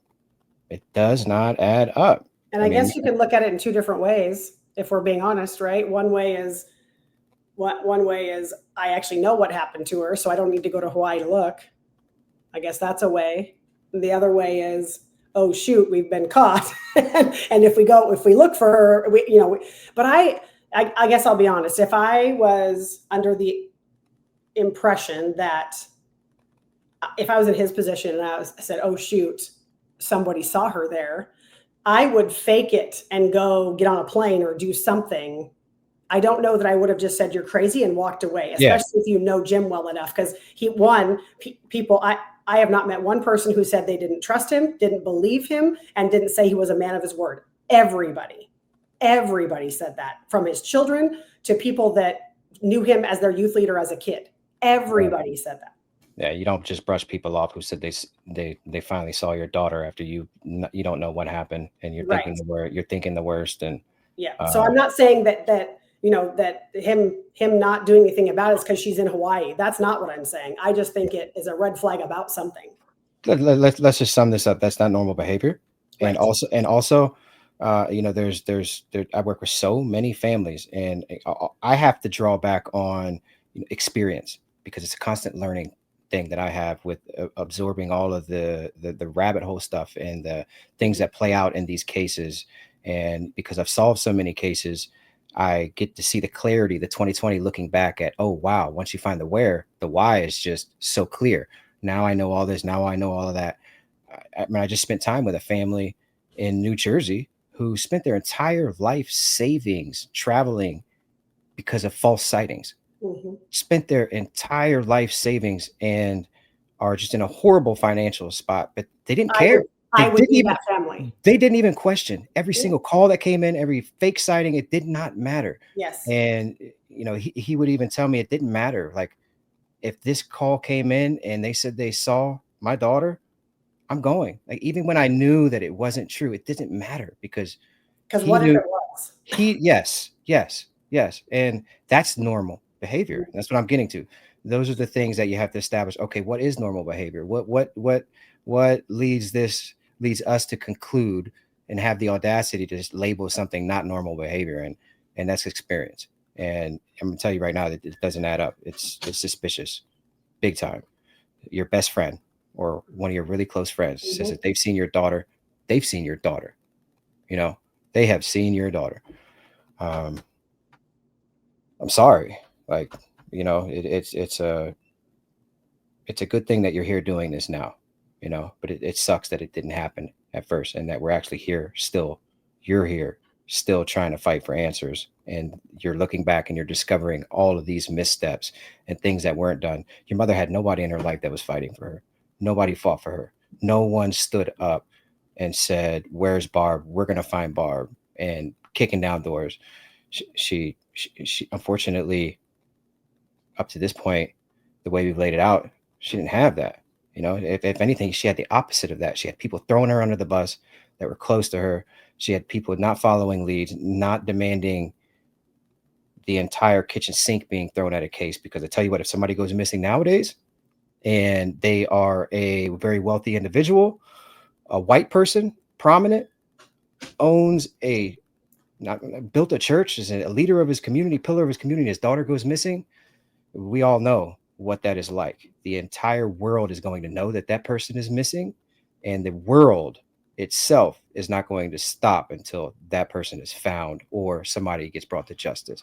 That's the way it works. Yes, we have the internet and so forth now, but that's what should have happened back then. And that's what could have happened if there was that type of effort in her circle. And it just didn't happen. Didn't happen at all. It's shocking. And that's why I'm having you lay it out.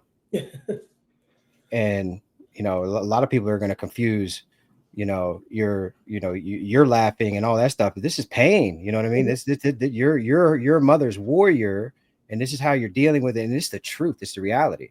And you're wearing it like a soldier, and you have to. No, you have to, because you're going to be the reason why answers are given to your mother. You know, Yes. somebody hearing your pleas, hearing your mother's story, hearing all the work that you've done. I'm helping you fill it in and guide you through it. And so people are going to hear this. People are going to put this together. People are going to go to your platform, and they're going to be able to give you answers. People are going to start contacting you, because it's going to create a firestorm. You know, the true crime community needs to take your mother's case and absolutely blanket it everywhere, because it's shocking. It is absolutely shocking why there hasn't been anything done into this point. And if you're listening, you're watching still, well, we haven't even begun. And it's just tough. It's really, really tough. I met you over a year ago. And when you told me your mother's story, you were only 2 years old. It kind of struck a chord with me, you know, and I know exactly firsthand. My mother went missing when I was very young. She was sex trafficked, so I know what it's like to grow up without a mom. I never had a mom. My mother was found years later, but she was never the same. She was never in my life. So, but I can relate to that. And then digging into your mom's case, us connecting, and everything else that has happened behind the scenes to get to this point, it really is for a reason. There's a big reason. There's something that's going to come from it. I don't know exactly what that is, but it's something good that's going to happen. And I really hope that it's answers. And I also hope that it's justice. I know you're not out for justice, but it's going to come with it. It really is. With that being said, let's talk about how people are still alive. So your uncle is still alive, Yes. who was in her life at the time. Mm-hmm. We have people that are deceased. It's 46 years later. Her roommate is deceased, Yes. no longer with us. Marley still alive, which is the owner of the house. She's doesn't really have anything in it, but for investigative standpoint, these are people of significance, because they could provide some type of clue to people that were in Barb's life. Scott is still alive. Yes. Lou is still alive. From what we understand, I found him. Okay. He's alive. We've actually made contact, but we have a denial of knowing the name. So He's still alive. Yep. Scott and Lou were roommates, and there's a lot of other people that were either in the church or around your mom that are still alive, that can still put key pieces of this together for law enforcement if they were to take it seriously and actually get out there, beat the streets, do an investigation, meet with people, log evidence and all of that good stuff. There's a lot that can come from this, but nothing is going to always lead to nothing, you know, and no matter what, 1 + 1 = 2. And when you don't put one foot in front of the next, you don't get to the next level. You're standing in the same place. And right now the case is standing in the next place. Well, what does it take to get the case to the next place?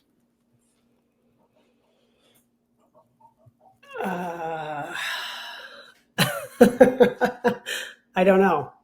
I don't know. I'm gonna tell you what it takes. King County Okay. doesn't have a cold case unit. Right.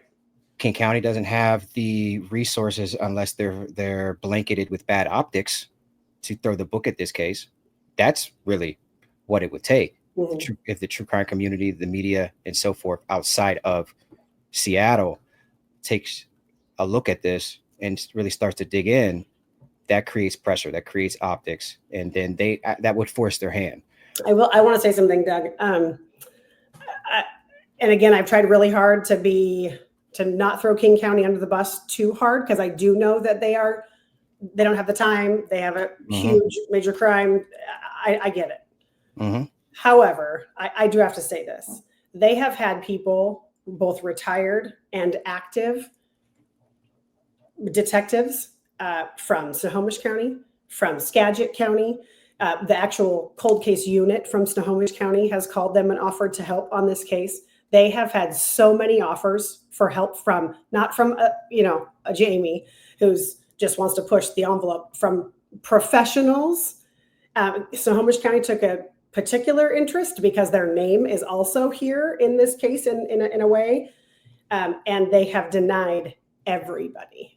And I think that's really important, because in general, I can understand all of the ideas that there's no cold case unit. They didn't have the funding for it. I went to King County Council and I fought for a cold case detective. Just give them one detective. Let me show you when I've done, pulled the records and said how many hours have been spent from a couple of detectives in overtime in the last year. It could have paid for a couple of cold case detectives for a year. And I understand that. I understand that their position. I respect it. What I don't respect is the fact that they have been offered professional, cold case professional help, and they have denied it. Why do you think that is? I can speculate. I can speculate all day. Yeah. It's just speculation. But what does your gut tell you? Yeah, my gut tells me at this point, there's things that they have to keep quiet and that they don't want people to look at this file. I cannot speculate anything different because nothing else makes much sense to me. Right. Back to optics. And that's just the bureaucracy that tends to control a lot of these cases. Yes. Outside of that, there's also, people that represented the case within the agency that were also a part of the church at the time too. Yes. What does that mean? I don't know, but you could make the ground for there definitely being, obviously there was missteps, right? If there weren't missteps, we wouldn't be sitting here.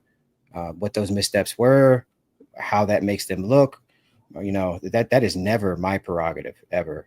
I actually go out of my way to always make them look good. Even it's just something that I do, and I catch flack for that because there's a lot that happens, and the normal person just can't understand. They don't understand, and it's not worth even putting out there. I don't believe that there was some horrible corruption that happened. I do believe, though, that obviously there's some things there that don't add up. I don't believe that they're, horrible, though. I don't. But it still makes them look bad. They have to answer for that. They haven't had to answer for it. And they currently don't have to answer publicly for it because it's still classified as an active case, although nothing's being done.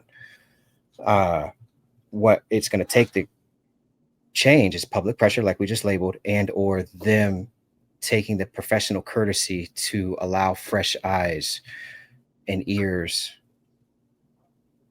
within the case. That's how cases get solved, with fresh eyes. And does that happen because they close it and they give it to some professional investigators of their discretion? That's what needs to be done. That's literally what I'm advocating for in your mother's case, is for them to take the professional stance to release the files to a professional or professionals that they designate, so that they can then do what needs to be done to get them to the next level. That was my request at the King County Council meeting, and they came back. So several of the King County members came to me and said they would like to help. And so they got involved a little bit, and they did a few things and some contacts. And the end result was this last February, finally, after I called them back, the council members, and said, hey, what's going on? They said, well, here's King County's response. They don't want to close the case, because if they close the case and give it to somebody to be investigated, then they cannot prosecute the person, which is an absolute lie. That is an absolute lie. Yes. 100% an absolute lie. It is a risk, because anything that is found by anybody else, they have to account for. They have to represent if it's ever used in a courtroom in order to prosecute somebody. They have to then, go through the chain of evidence. How was this discovered, and so forth, and literally lay out the integrity of that evidence. So they're always going to shy away from putting the possibility of something being discovered professionally and assigned to somebody who's not law enforcement, because theoretically, they have to account for that in court. It opens the door for a defense team to attack the credibility and integrity of a piece of evidence. And they don't ever want to be in that situation, but it's easily done.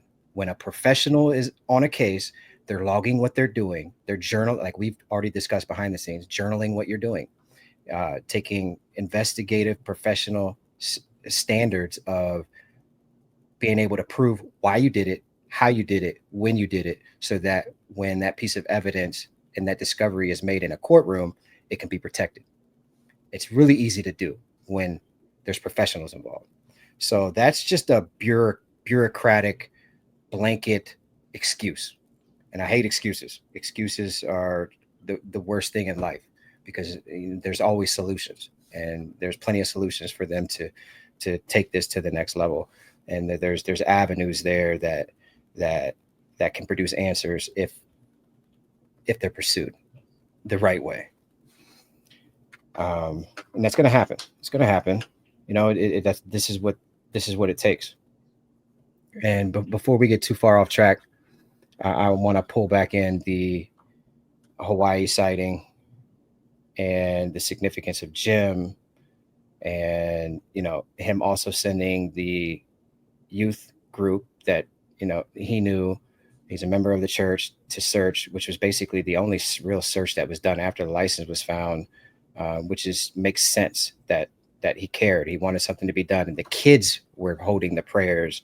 So the youth group is key. The youth group is innocent. They don't understand. They're really feeling this because they're innocent, and they're also wholesome in a way that this horrible thing has happened, and they're pressing forward. They're like, well, let's do something. Let's do something. If nobody else is doing something, we're going to do something. Mm-hmm. And one of their leaders is like, okay, let's pursue this.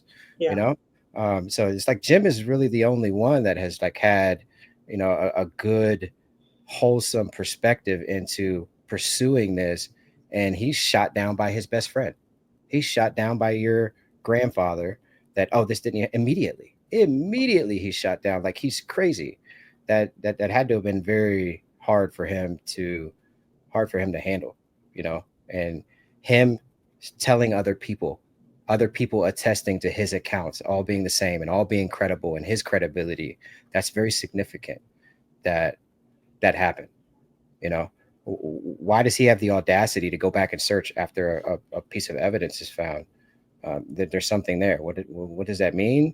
I don't know, but it's significant. It's definitely significant.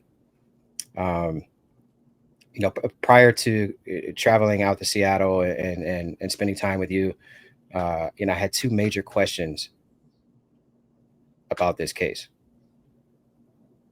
based on all my initial research and so forth.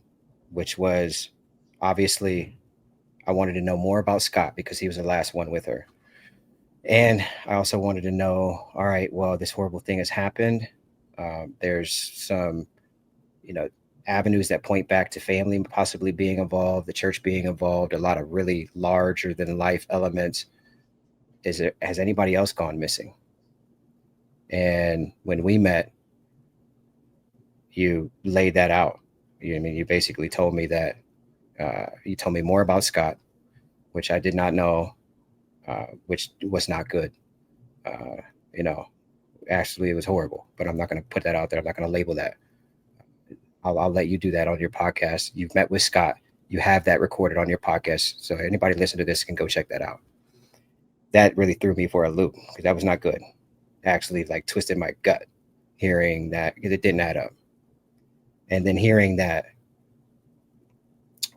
your grandfather, Barbara's dad, has someone else very close to him that has disappeared and been murdered. And her body was actually found in California. That's really weird. Now you have two bodies that are connected very closely that don't add up. So you want to elaborate on sort of? It's his niece. It's his niece. It's his sister's kid that has been murdered. Went missing and was murdered. And there's evidence in that case. There's actually DNA in that case. Yes. Let's take everybody into that because now we have all of this rabbit hole within rabbit holes, and now we have somebody that was close to her who had some shocking activity in his history, and also somebody else has gone missing and was found murdered than the family. Yes, and this was after my mom. But yes, his niece was at her sister's house with their baby, and basically baby's in the high chair and she vanishes. No clues, and just vanishes out the door. And they did have, there were a couple of things, like there was a delivery guy or something that, had come to the door, I guess, but nothing that led to anything then. And she's actually been on a couple of shows. If you can find her on Netflix, I think, or Hulu, and her story is on a couple of shows. They thought maybe she was attached to a couple of other killers at times. And, but yes, basically just vanished. They did find her body 2 weeks later, I think they found her body. And I know that the FBI, well, I should say I have heard that the FBI did contact my grandparents, my grandpa, and actually I think he showed up at the door. An FBI agent showed up at the door, and because they felt the same way. This is a little bit weird. These are two close family members that have both vanished and maybe murdered, and but that's all I know. Nothing else came of it. No other. I've actually contacted the FBI myself about my mom's case, and this is in this last year sometime, but I've gotten zero response from that. So, but that's all I really know. I know that there's been a few odd type things that have happened over the years besides that, with a nephew. That is a really odd story as well. I kind of feel like I shouldn't tell that story because it's not my story to tell, but there's been a few people that have just up and kind of went away. And then this other person I'm talking about is actually alive and well and just fine. So, but nobody in the family knew where they were.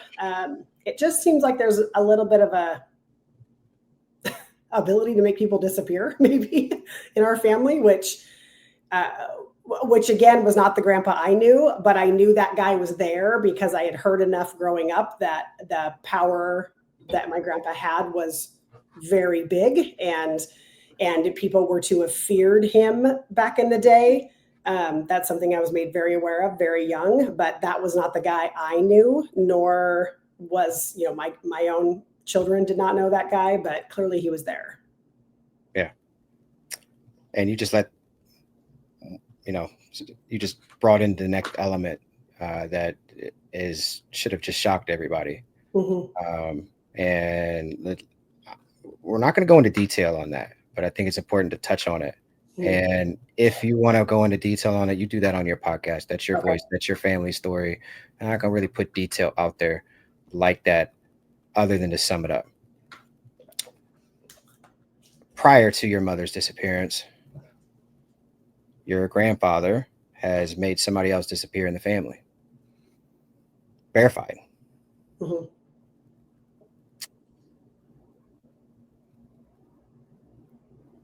Your mom was spotted in Hawaii, in an area that family has ties to.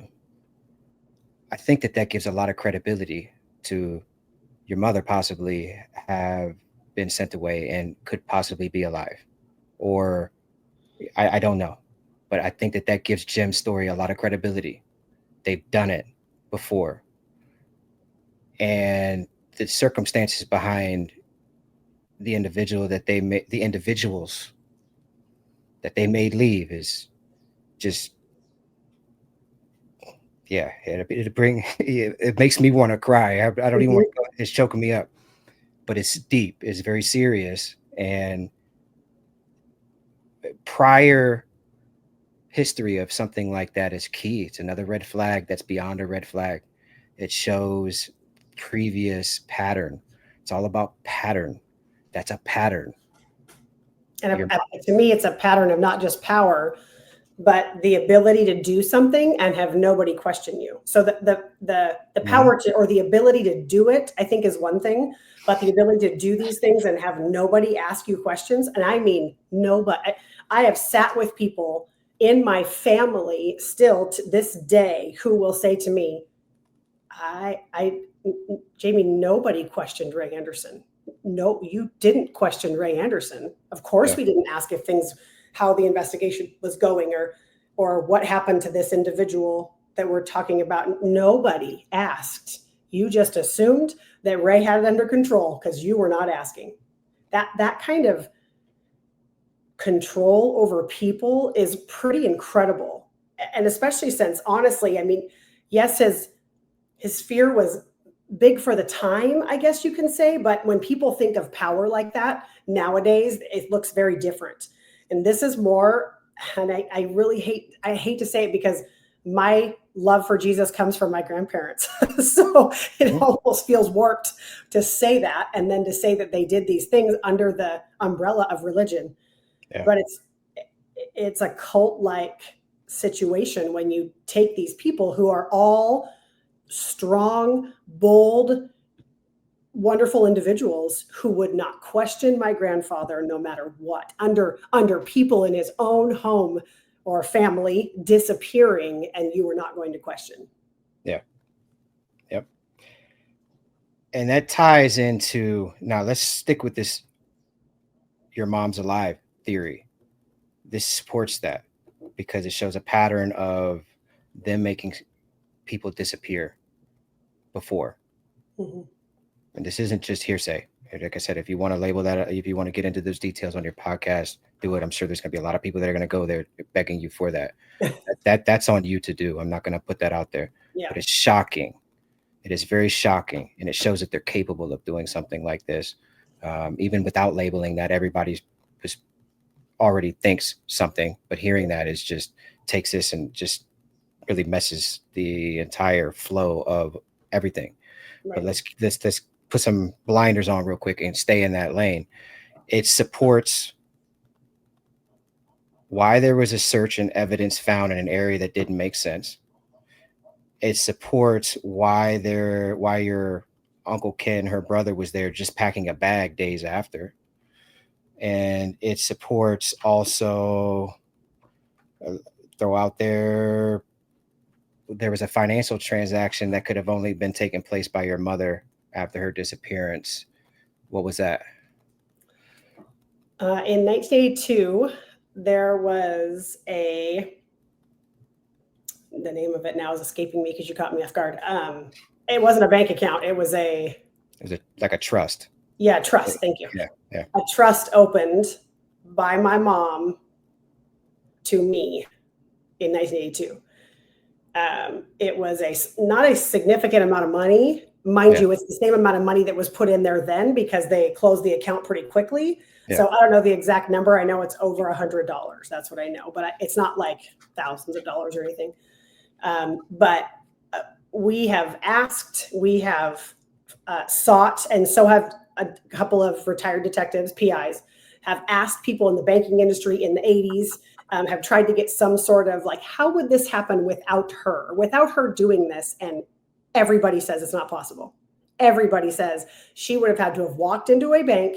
She would have had to have given money. She would have had to have shown her ID of some kind to prove who she was because of what she was opening, not just a bank account, where back then it was a little bit more loose. It was not a bank account. It's a specific account.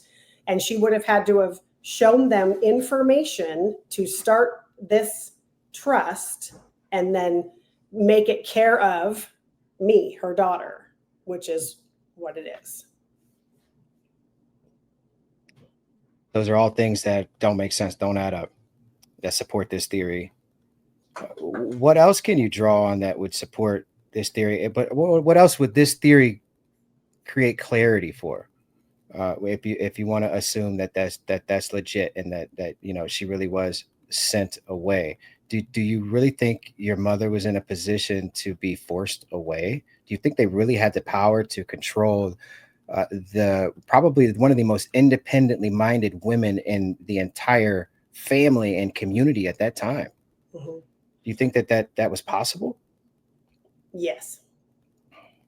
And I don't say that lightly. There was a time in my life when I was younger. I'll never forget it because I'll never forget the thought coming to my head. Oh my gosh, I understand.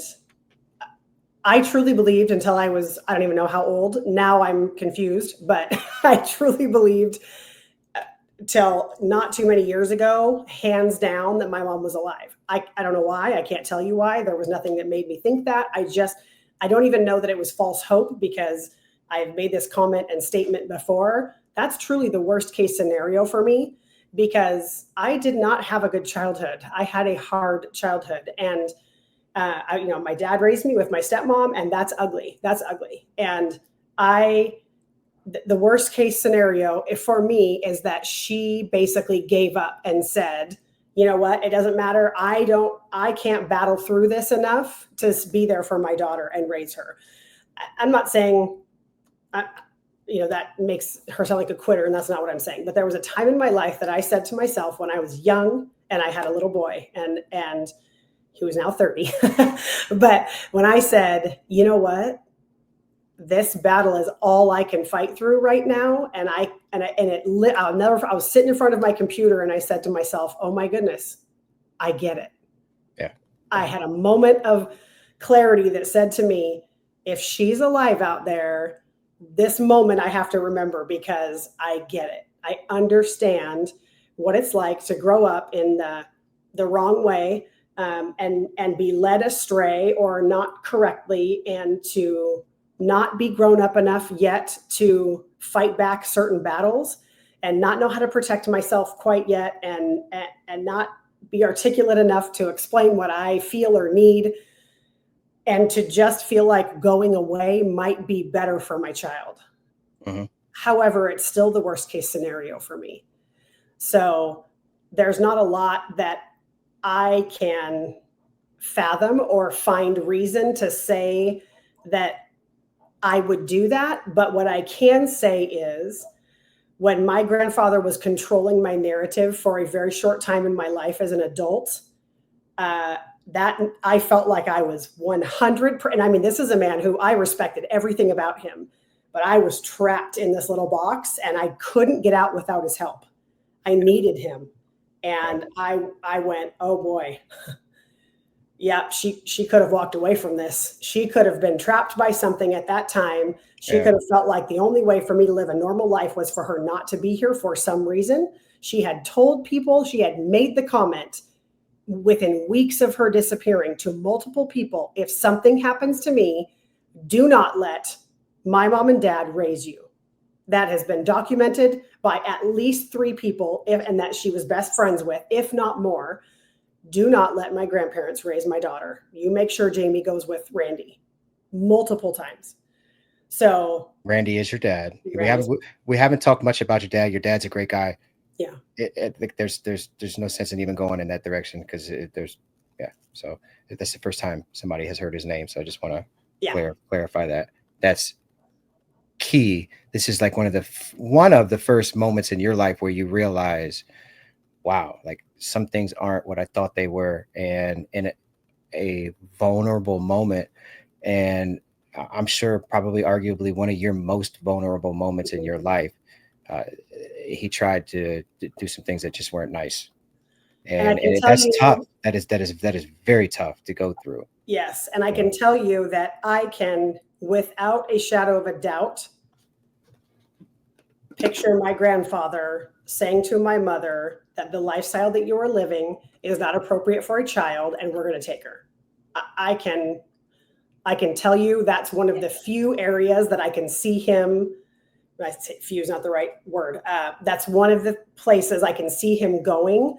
I can see it to impact her, to say about your daughter and putting it back on her, like, you are making all these bad choices. You are not a good mother. You are not doing a good job. Mm-hmm. And I will take her from you. And at that moment, I can see her absolutely saying, okay, this is not worth it. This is not going to work. Switch gears. Pacific Northwest, late 70s, young, beautiful young woman, according to the public narrative, walks away from a dance, never seen again.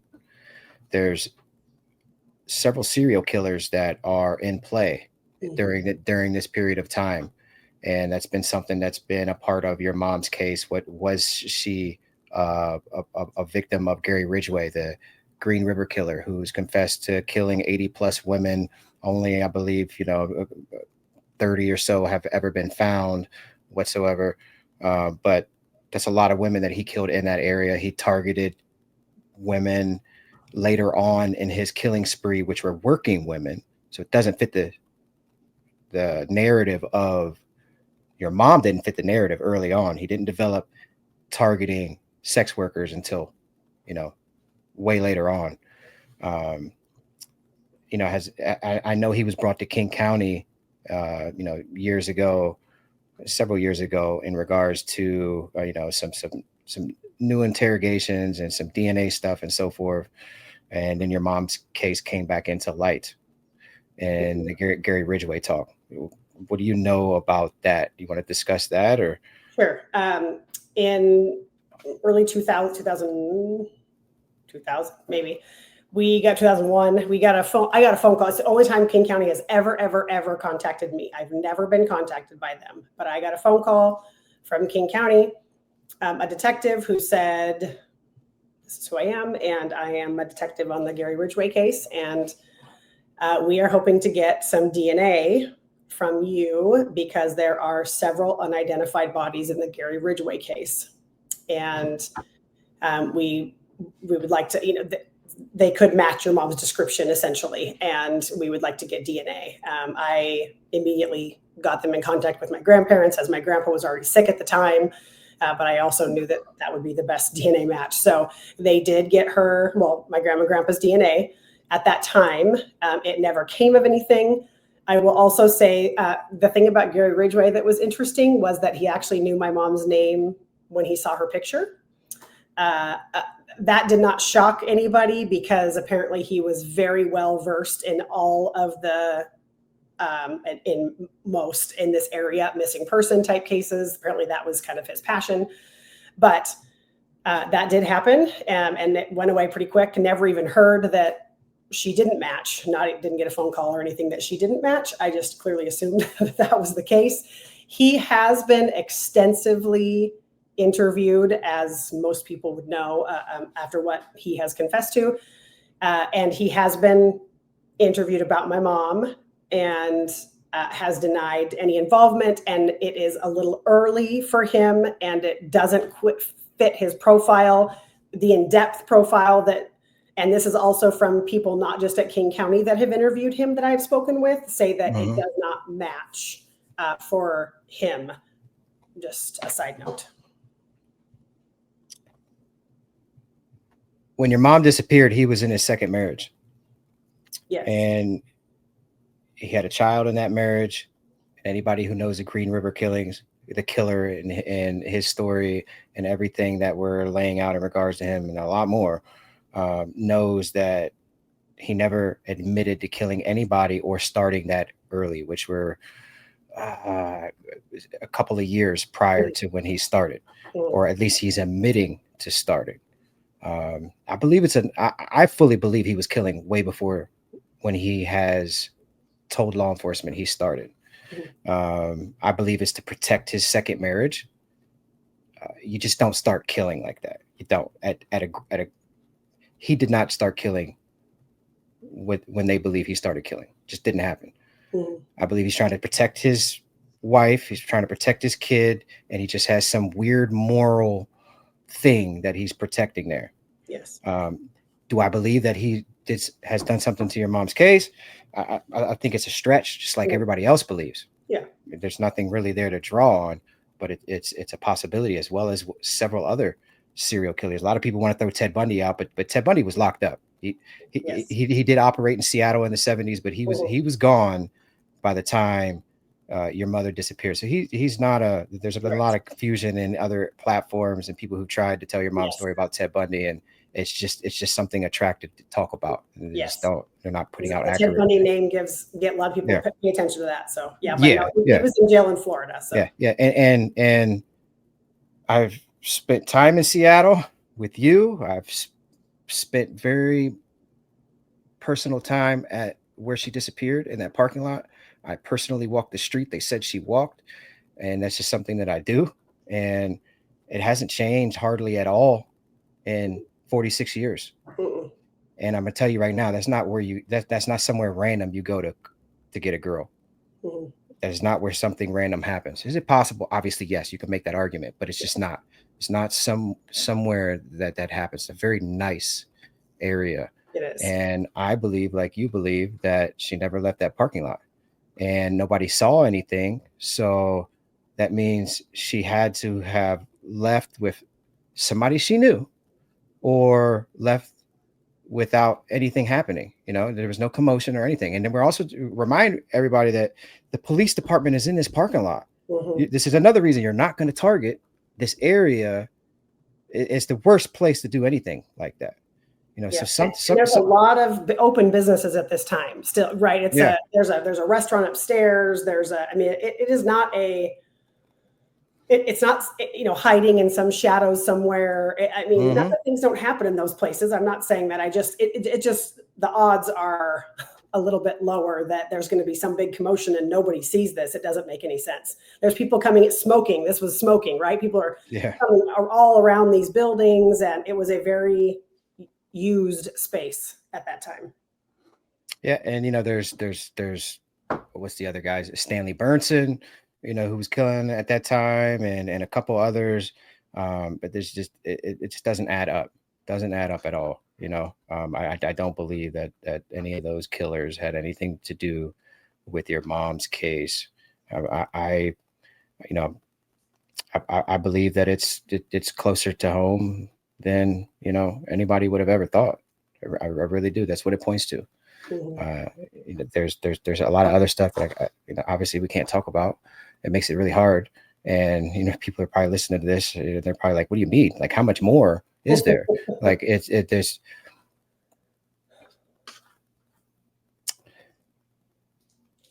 You're gonna get your answers, and you're gonna be the reason why. This is gonna be the reason why. What do you hope comes from this? Like, what in your mind, what is obviously finding your mom, right? But like, somebody's watching this. They know something. Like, what do you have to say to the people who are going to watch this that know something?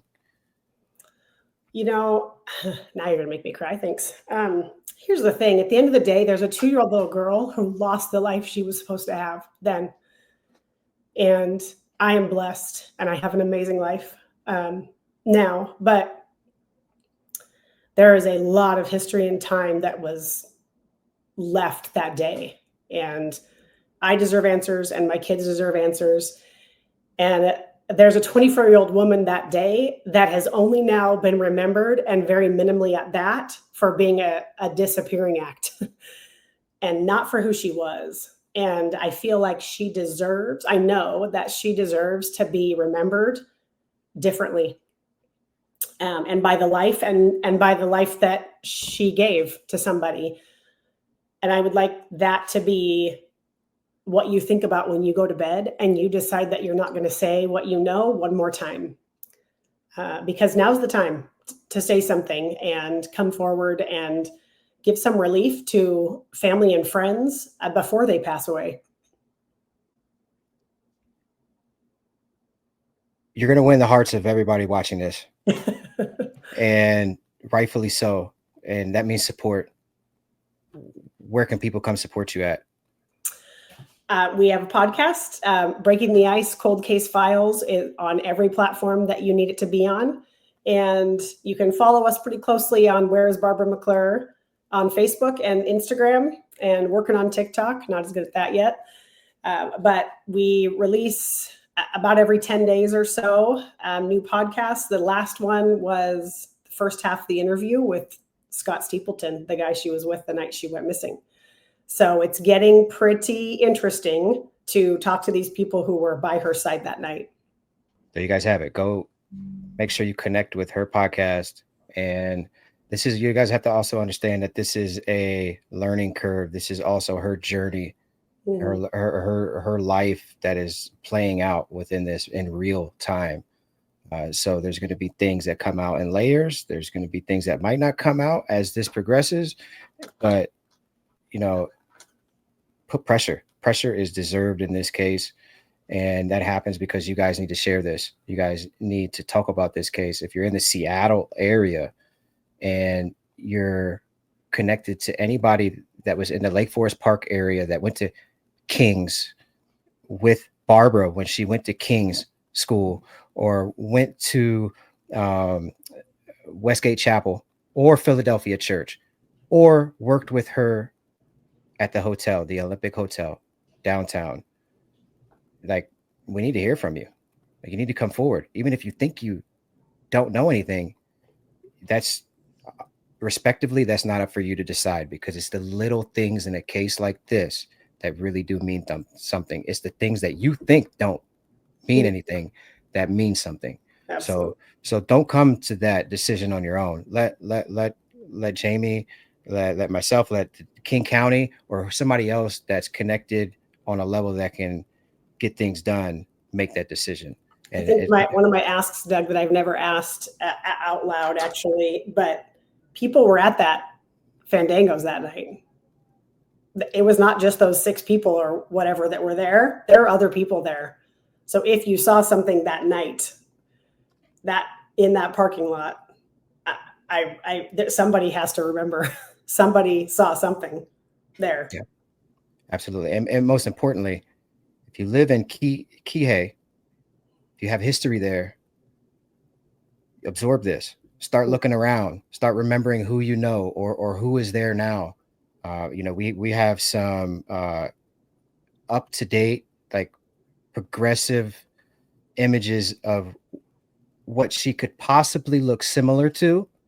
Obviously it's not accurate, but she could very well be on the island or was on the island and could be out there. That's if anybody in Hawaii knows something, knew her, and can support that in any way whatsoever.